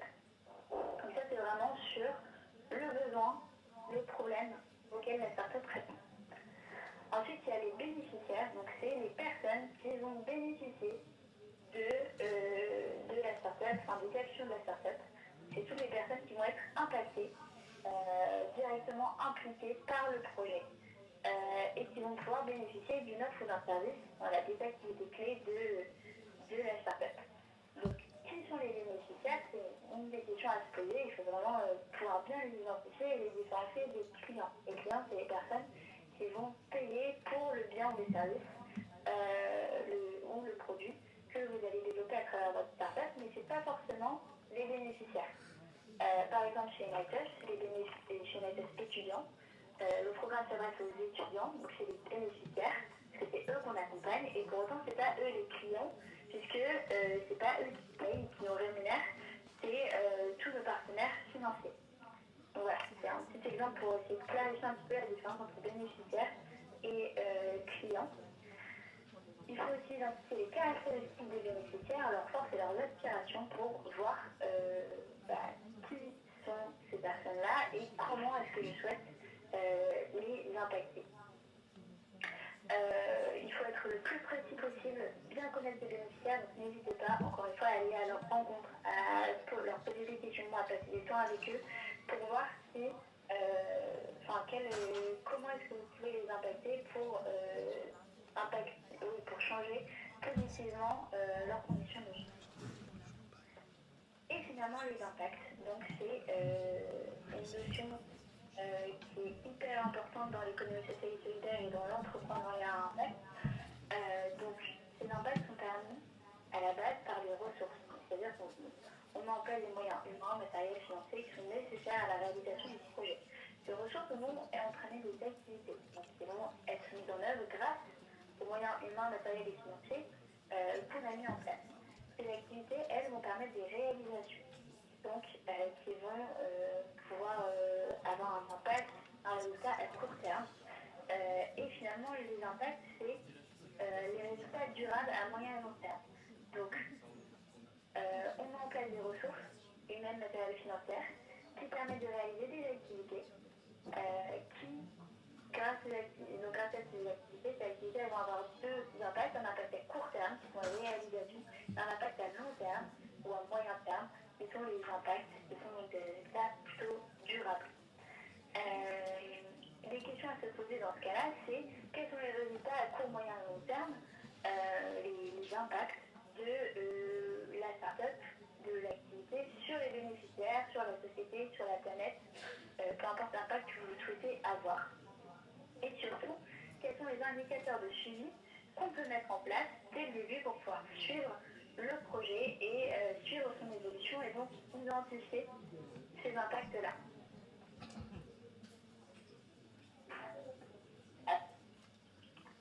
Est-ce que vous avez des questions sur le modèle économique social? Est-ce que vous avez bien compris la différence entre business plan, business model, business model classique, business model social?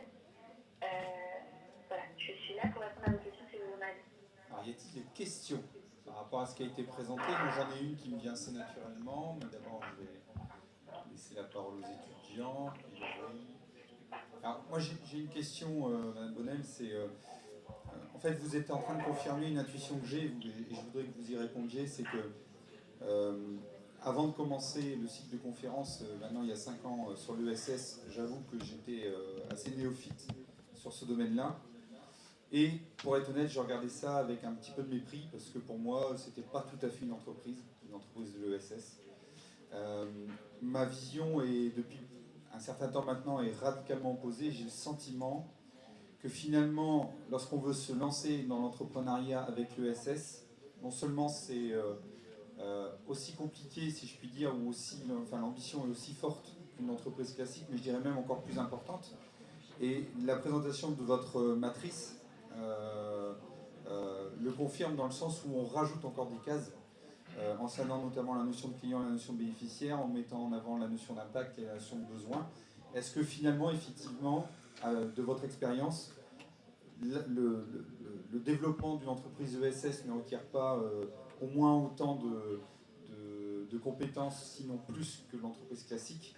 Et est-ce que du coup l'accompagnement que vous faites n'est pas aussi, d'une certaine façon, encore plus compliqué qu'un accompagnement classique dans l'économie classique? Alors, je dirais pas qu'il est plus compliqué, mais en tout cas, il intègre davantage de choses. Je pense qu'on se pose beaucoup plus de questions quand on veut développer une start-up sociale, enfin une start-up à impact social ou environnemental, que quand on veut développer une start-up classique, parce que il y a justement cette différenciation entre clients et bénéficiaires. On se pose vraiment la question du besoin des bénéficiaires, du besoin des clients, de l'impact qu'on veut avoir. Et donc, je pense que c'est pour ça qu'on parle des objectifs de développement durable chez Inactus. Si on n'a pas le projet vraiment au cœur dans ses tripes, on ne le développera pas, ou en tout cas on n'aura pas autant de convictions. Et je pense que les convictions et les valeurs qu'on porte sont vraiment essentielles dans l'économie sociale et solidaire quand on veut créer son projet. Donc, je suis pas sûre que ce soit plus complexe. En revanche, je pense qu'on prend en compte davantage de notions qui dépendent vraiment de qui on est et de ce qu'on veut porter, ce qu'on veut défendre pour le monde de demain. Ok, merci. Voilà. Je ne sais pas si ça répond à la question. Oui, très très bien. Il y a une autre question, je vais la relier. Allez-y.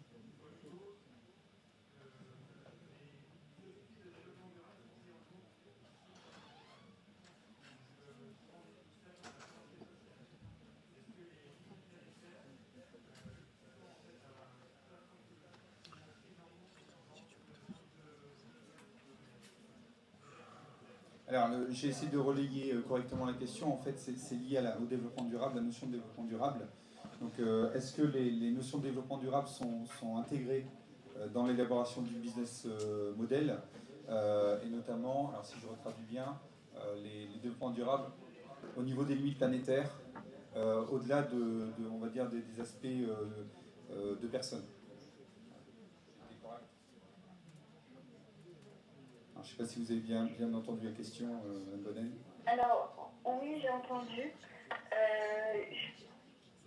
Je pense que peu importe qu'on soit une entreprise sociale ou pas, aujourd'hui, on se doit d'intégrer le développement durable dans son entreprise. C'est pour ça qu'on a de plus en plus de multinationales qui réfléchissent à ces questions-là, qui intègrent des notions de RSE, etc.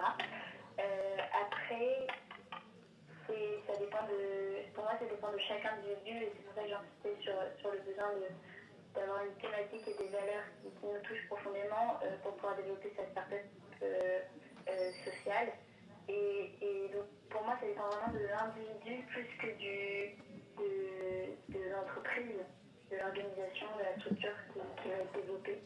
Et donc, si l'individu a vraiment envie de s'intégrer aux objectifs de développement durable, qui est une des manières de s'intégrer dans le développement durable de manière générale, il peut le faire.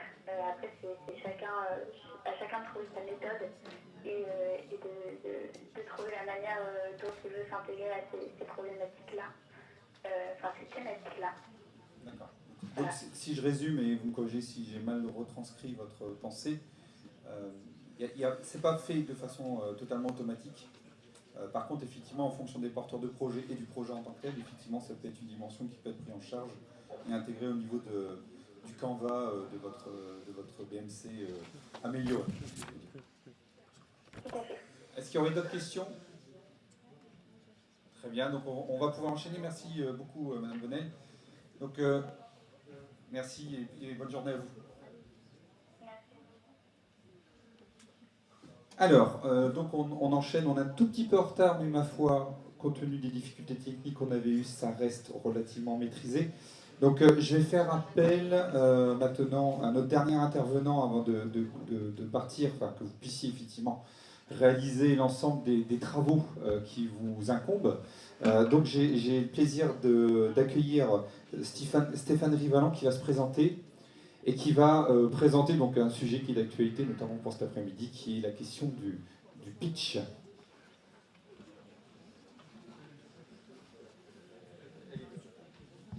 Bonjour à toutes et à tous. Quels sont ceux qui pitchent tout à l'heure? Seulement le petit groupe là? D'accord. Qui s'attend à pitcher dans sa vie?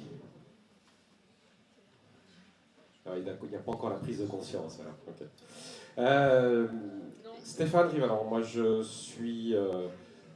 2 casquettes que j'utilise beaucoup dans ma vie. Celle qui est un travailleur classique, qui est fait tantôt ingénieur, tantôt designer, tantôt directeur innovation dans le retail, Leroy Merlin, Carrefour, et qui suis aujourd'hui, sans m'en rendre compte, en fait, tombé dans le SAS avec le projet que je mène aujourd'hui, autour notamment d'un travail autour des jeunes et de l'orientation scolaire.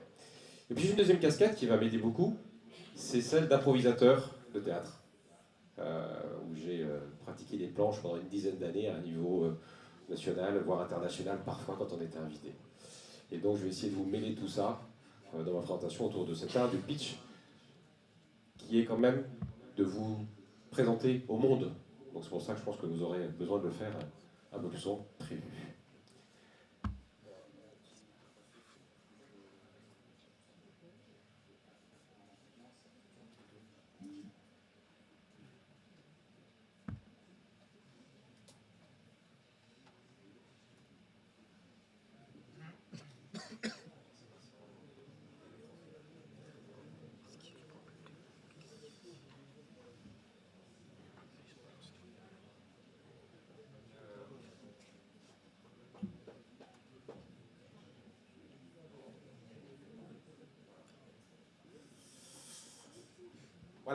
Voilà le programme pendant 20-25 minutes, notamment pour ceux qui vont se présenter tout à l'heure.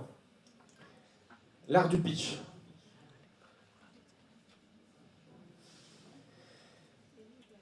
Il y a 3 questions fondamentales qui vont se poser à vous quand vous aurez un pitch à faire, une présentation orale.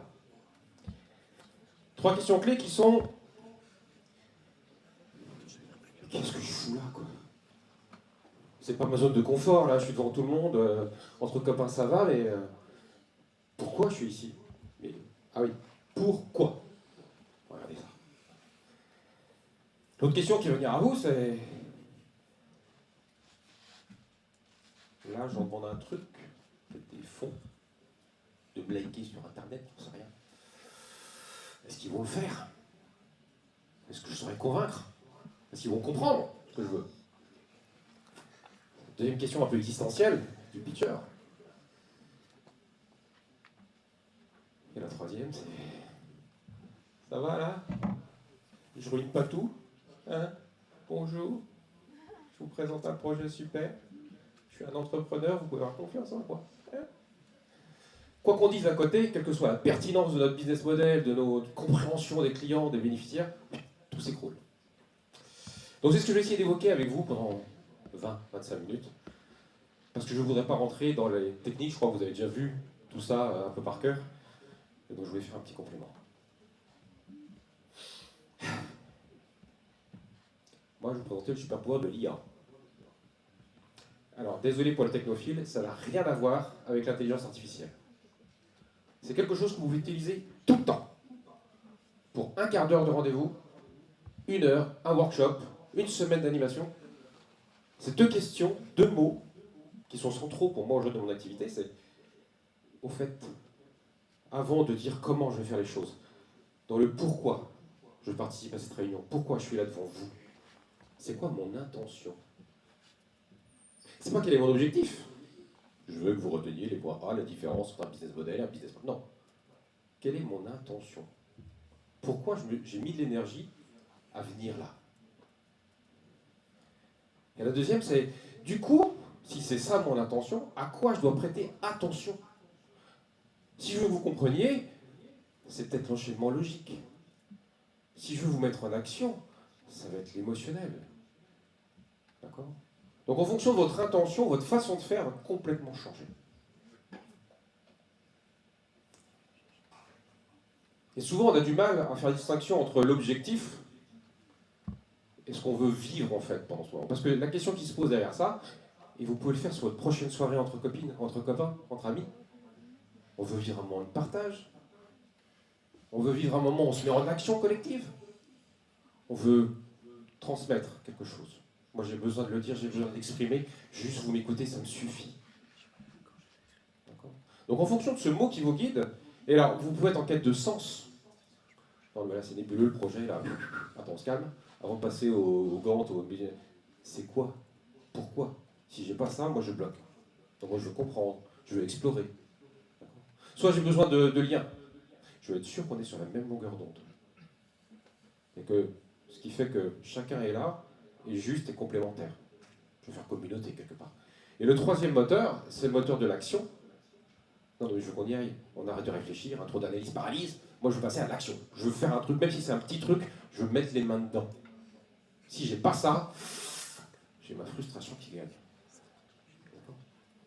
C'est tout con, mais vous le posez en début d'une réunion et vous faites le bilan à la fin.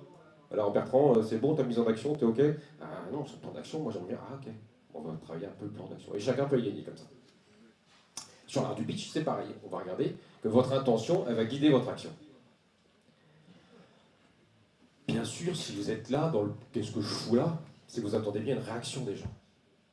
Ça peut être juste un feedback, un applaudissement qui me fait dire oh, je suis dans la bonne voie. Ou alors, non, je veux 3 millions là. Ça, c'est mon objectif. Donc je vais vous demander à la fin de me financer. J'ai un lien, si je l'oublie, je passe à côté du truc. Vers ma cagnotte. Et ça, souvent, on est tellement plongé dans notre projet qu'on oublie ça. La finalité de pourquoi je me mets sur scène là. Enfin, ça va, ma finalité aujourd'hui, c'est juste de partager. Donc j'ai juste besoin que vous m'écoutiez. Ça fera pour certains des prises de conscience, pour d'autres un peu de vernis. Ça me suffit. Moi, je serai content. C'est mon côté homme de scène, peut-être. Pour l'attention, ça va aussi dépendre de votre audience. Je suis assez basique, hein. Moi, ces 3 moteurs de l'être humain, je les garde. Et je les exploite à fond. Donc en fonction d'eux, en fonction de qui vous avez en face de vous, vous allez travailler vos détails de votre pitch. Quels sont les mots, l'articulation.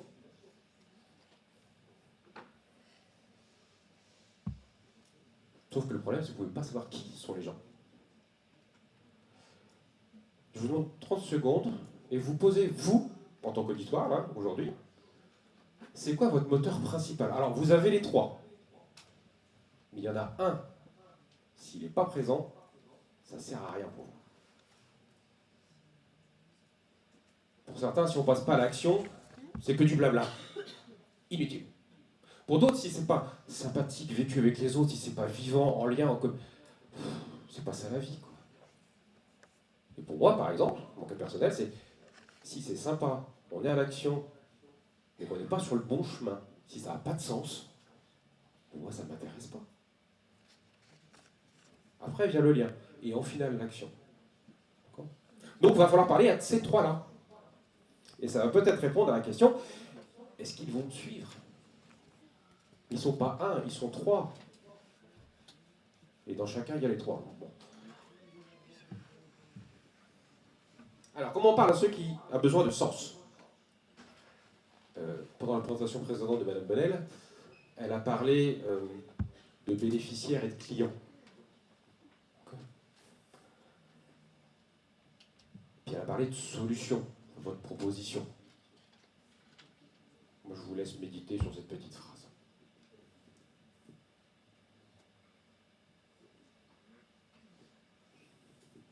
en tant que directeur innovation dans un grand groupe, j'en ai reçu des porteurs de projets, notamment avec l'école 42, grand technophile. Oui, il y a de l'intelligence artificielle, il y a de la reconnaissance faciale, il va se passer ça. Ok, mais ça sert à quoi? C'est quoi quel est le besoin que ça répond? Ok, ça répond. Parce que tu vas tomber amoureux de ta solution si tu n'as pas validé ton besoin. Le jour où tu vas venir en phase de commercialisation, bah, tu vois là la vente, tu vas dépenser des fortunes, mais ils ne comprennent pas, c'est con. Ça va se faire sur bouche à oreille tellement c'est évident. Et donc c'est là où votre solution devient votre problème, parce que vous êtes à côté de la plaque. Donc on te dit c'est vital d'aller voir ses clients, et donc dans votre pitch, c'est vital que ce soit lisible. Alors il y a des questions, pour moi elles sont un peu complexes, certes, mais quand on les articule, ça fonctionne super bien. Mais très complexe. Attention, je vous mets en garde. Ça sert à qui? Ça sert à quoi? Elles sont connes à dire. Mais pour y répondre facilement, de façon compréhensible, c'est pas si simple que ça. Mais moi qui suis distributeur, par exemple, ancien dans le retail, si vous me donnez un produit, à qui je le vends? À qui j'envoie des tracts? C'est quoi ma cible marketing? Un pas de contention? Pour les 25 ans? Du coup, ça sert à quoi? Si vous éclairez pas le quoi pour le qui, moi je ne sais pas faire mon commerce. Je ne sais pas adhérer à une cause. Et souvent dans les pitchs, la technique, la solution prend le pas sur le besoin. Et je vais vous dire une chose, si vous êtes en groupe, pas d'accord sur le besoin, vous êtes déjà partis ensemble en groupe? En vacances? Si vous n'êtes pas posé la question, au fait, pour toi, des vacances, c'est quoi? Ah bah moi, c'est quand je m'éclate, je fais du sport à gogo et je reviens, je suis plus crevé qu'avant. Pour d'autres, c'est non, moi c'est faire un été sur la plage. Ok, on voit qu'on pourrait faire un petit mix là. Et puis pour d'autres, c'est découvrir les nouvelles cultures et vivre dans des conditions extrêmes. Bon bah, celui qui est entre Club Med et celui-là, ils ne vont pas partir en vacances. S'ils ne sont pas d'accord sur le besoin, ils ne pourront pas être d'accord sur la solution. Donc dans votre pitch, vous qui présentez une solution, si déjà vous n'arrivez pas à mettre l'auditoire d'accord sur le besoin et l'urgence du besoin, ils ne peuvent pas vous suivre. Aussi intelligente que votre solution soit-elle.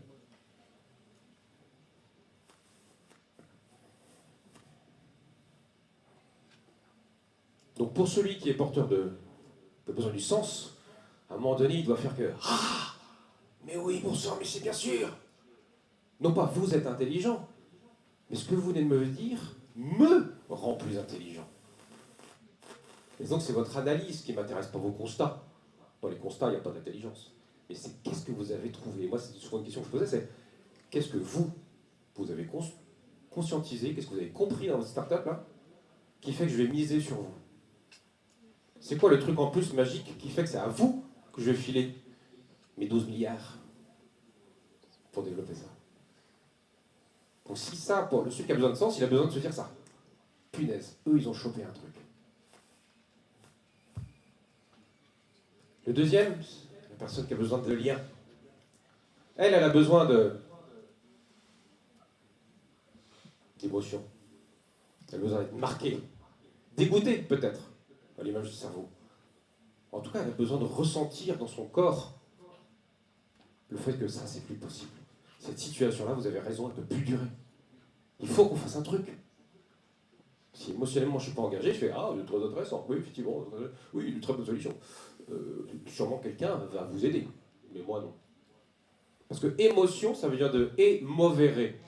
En latin, ça veut dire ce qui met en mouvement. Et je vous rappelle qu'à jusqu'à l'âge de 25 ans, votre cerveau n'est que en décision émotionnelle. Donc même si vous croyez des cérébraux, votre moteur d'action, c'est les émotions, principalement. En fait, ça reste quand même un peu à l'âge adulte quand même. Donc si cette personne-là, elle ne ressent pas le besoin, si vous n'êtes pas dans la transmission de votre émotion, de ce qui fait que vous vous mettez en entrepreneuriat, c'est pas le chemin le plus facile. Si elle ne le ressent pas, elle ne vous suivra pas. Donc le sens et l'émotion. La troisième, elle veut se sentir Superman. Puissant. Bon allez, on y va là, on fait un truc. Même si c'est juste coller un post-it, si tu me fais me rendre compte qu'en faisant ça avec toi, waouh, j'ai de l'impact. J'ai servi à quelque chose. J'ai nourri mon sentiment d'utilité.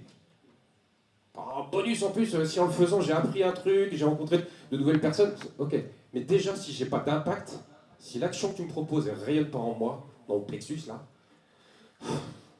j'ai ma frustration. Donc du coup, on fait quoi après ton beau discours? C'est quoi la next step? Super, canon, ouais, oh oui, vraiment, faut le faire. Du coup, on fait quoi? Et si ça, dans votre pitch, il n'y a pas à la fin cet engagement vers l'action, vous aurez fait juste une belle présentation, mais pas un pitch. Pas celle qui fait qu'à la sortie de l'ascenseur, le financier vous avez chopé et vous file 1 million, quoi.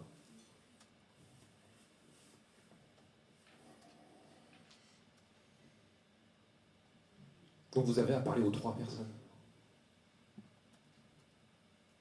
Alors, dans l'émotion, il y a la première émotion de base qui est votre introduction sur la scène, dans votre posture, mais qui fait qu'il y a le lien, des fois la petite blague de départ.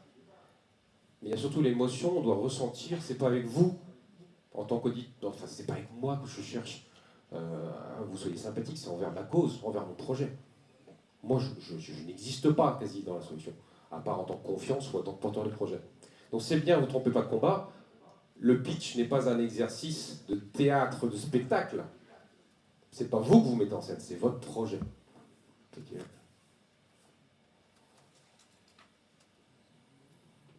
Et puis tout ça, on sait que 30% du message seulement, c'est le verbal.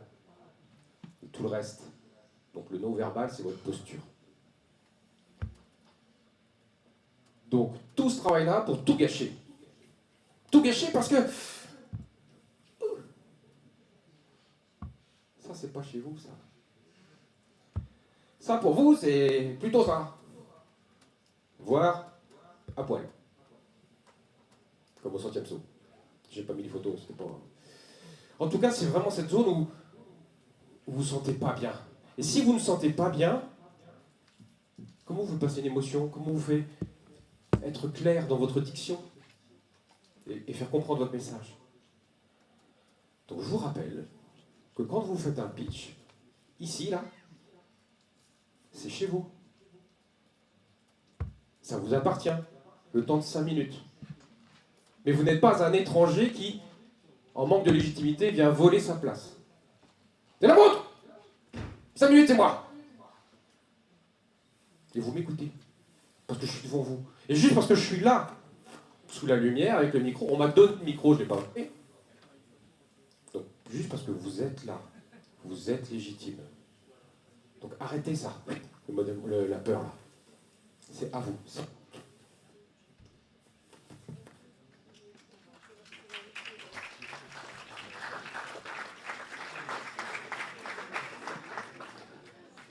Alors, je dis qu'ils sont là pour vous écouter. Il n'y a que Blanche Gardin qui sait faire ça pendant 1h30 et faire en sorte que les gens y restent là.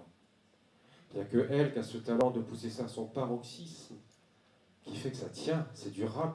Pour la plupart des gens, au bout de 2 minutes, on est là. Oh, putain, j'aime pas les gens qui se ridiculisent. Je crois de ça, ça fout hors de moi. Même si le micro est plante, vous avez une voix! Vous avez une voix.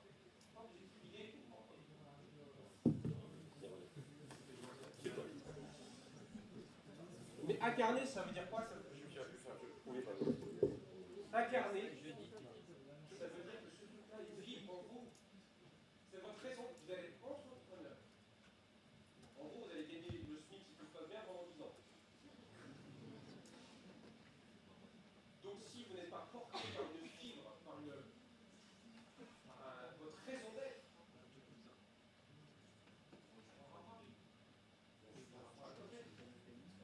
vous n'êtes pas en relation avec quelqu'un. Là, je fais un tocard, ça va faire le jour, peut-être que je vais le rencontrer.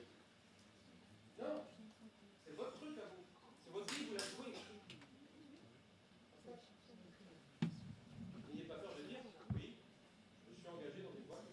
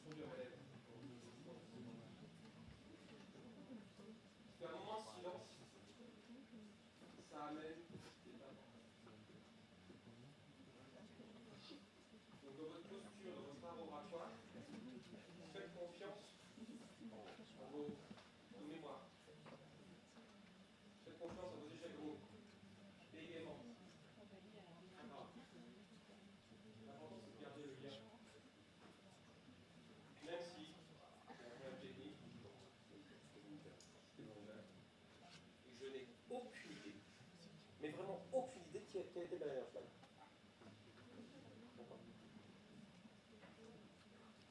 Vous connaissez votre sujet. Vous n'avez pas besoin de ça. Si c'est le temps qui fait que vous avez, malgré le stress, bien oublié. Et si ça plante, au fond de vous, vous savez ce que vous voulez. Vous savez ce que vous voulez partager avec les enfants. Vous inspirez, vous acceptez le silence. En dehors de l'exercice, c'est quoi mon intention originelle?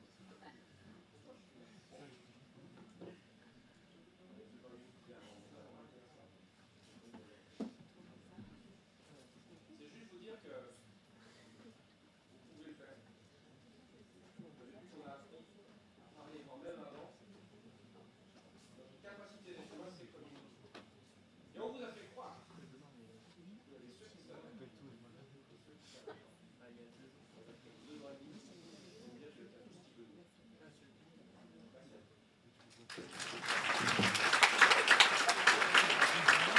Alors, merci beaucoup Stéphane. Ayant potentiellement, je vais prendre le micro. Est-ce que vous avez des questions? Très rapidement, parce qu'on est un petit peu en retard. Ok, très bien. Donc on va enchaîner tout de suite sur la suite du programme. La suite du programme, en clair, c'est vous. Donc c'est à vous maintenant d'être en action et de travailler. Donc Audrey, si tu peux venir juste préciser un petit peu la façon dont ça va organiser. Vous allez avoir 1h30 pour travailler, chacun a une mission, une fonction. Donc je te cède la parole pour que tu puisses répartir les groupes et leurs objectifs. Donc on a 3 ateliers en simultané. Okay, vous allez tous être répartis dans ces 3 ateliers.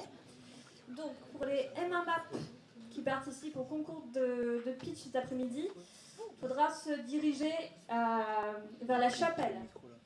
Ok. Ensuite, donc là ce sera dans le but de préparer votre passage de cet après-midi. La chapelle, oui, c'est juste ça. Ensuite, donc, on a un autre atelier de réflexion autour des problématiques qui seront abordées cet après-midi. Donc là, je vais inviter les M1 MAI, M2 MAI, LP, PME, PMI à vous diriger vers les salles au-dessus. Alors, il faut savoir qu'on a une liste dans le couloir juste à côté avec votre nom et votre salle. Ok ? Attendez un petit peu, s'il vous plaît.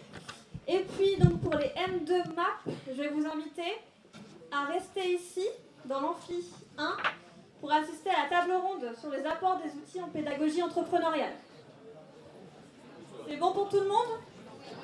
Ouais? Ok. Allez, bon courage à tous.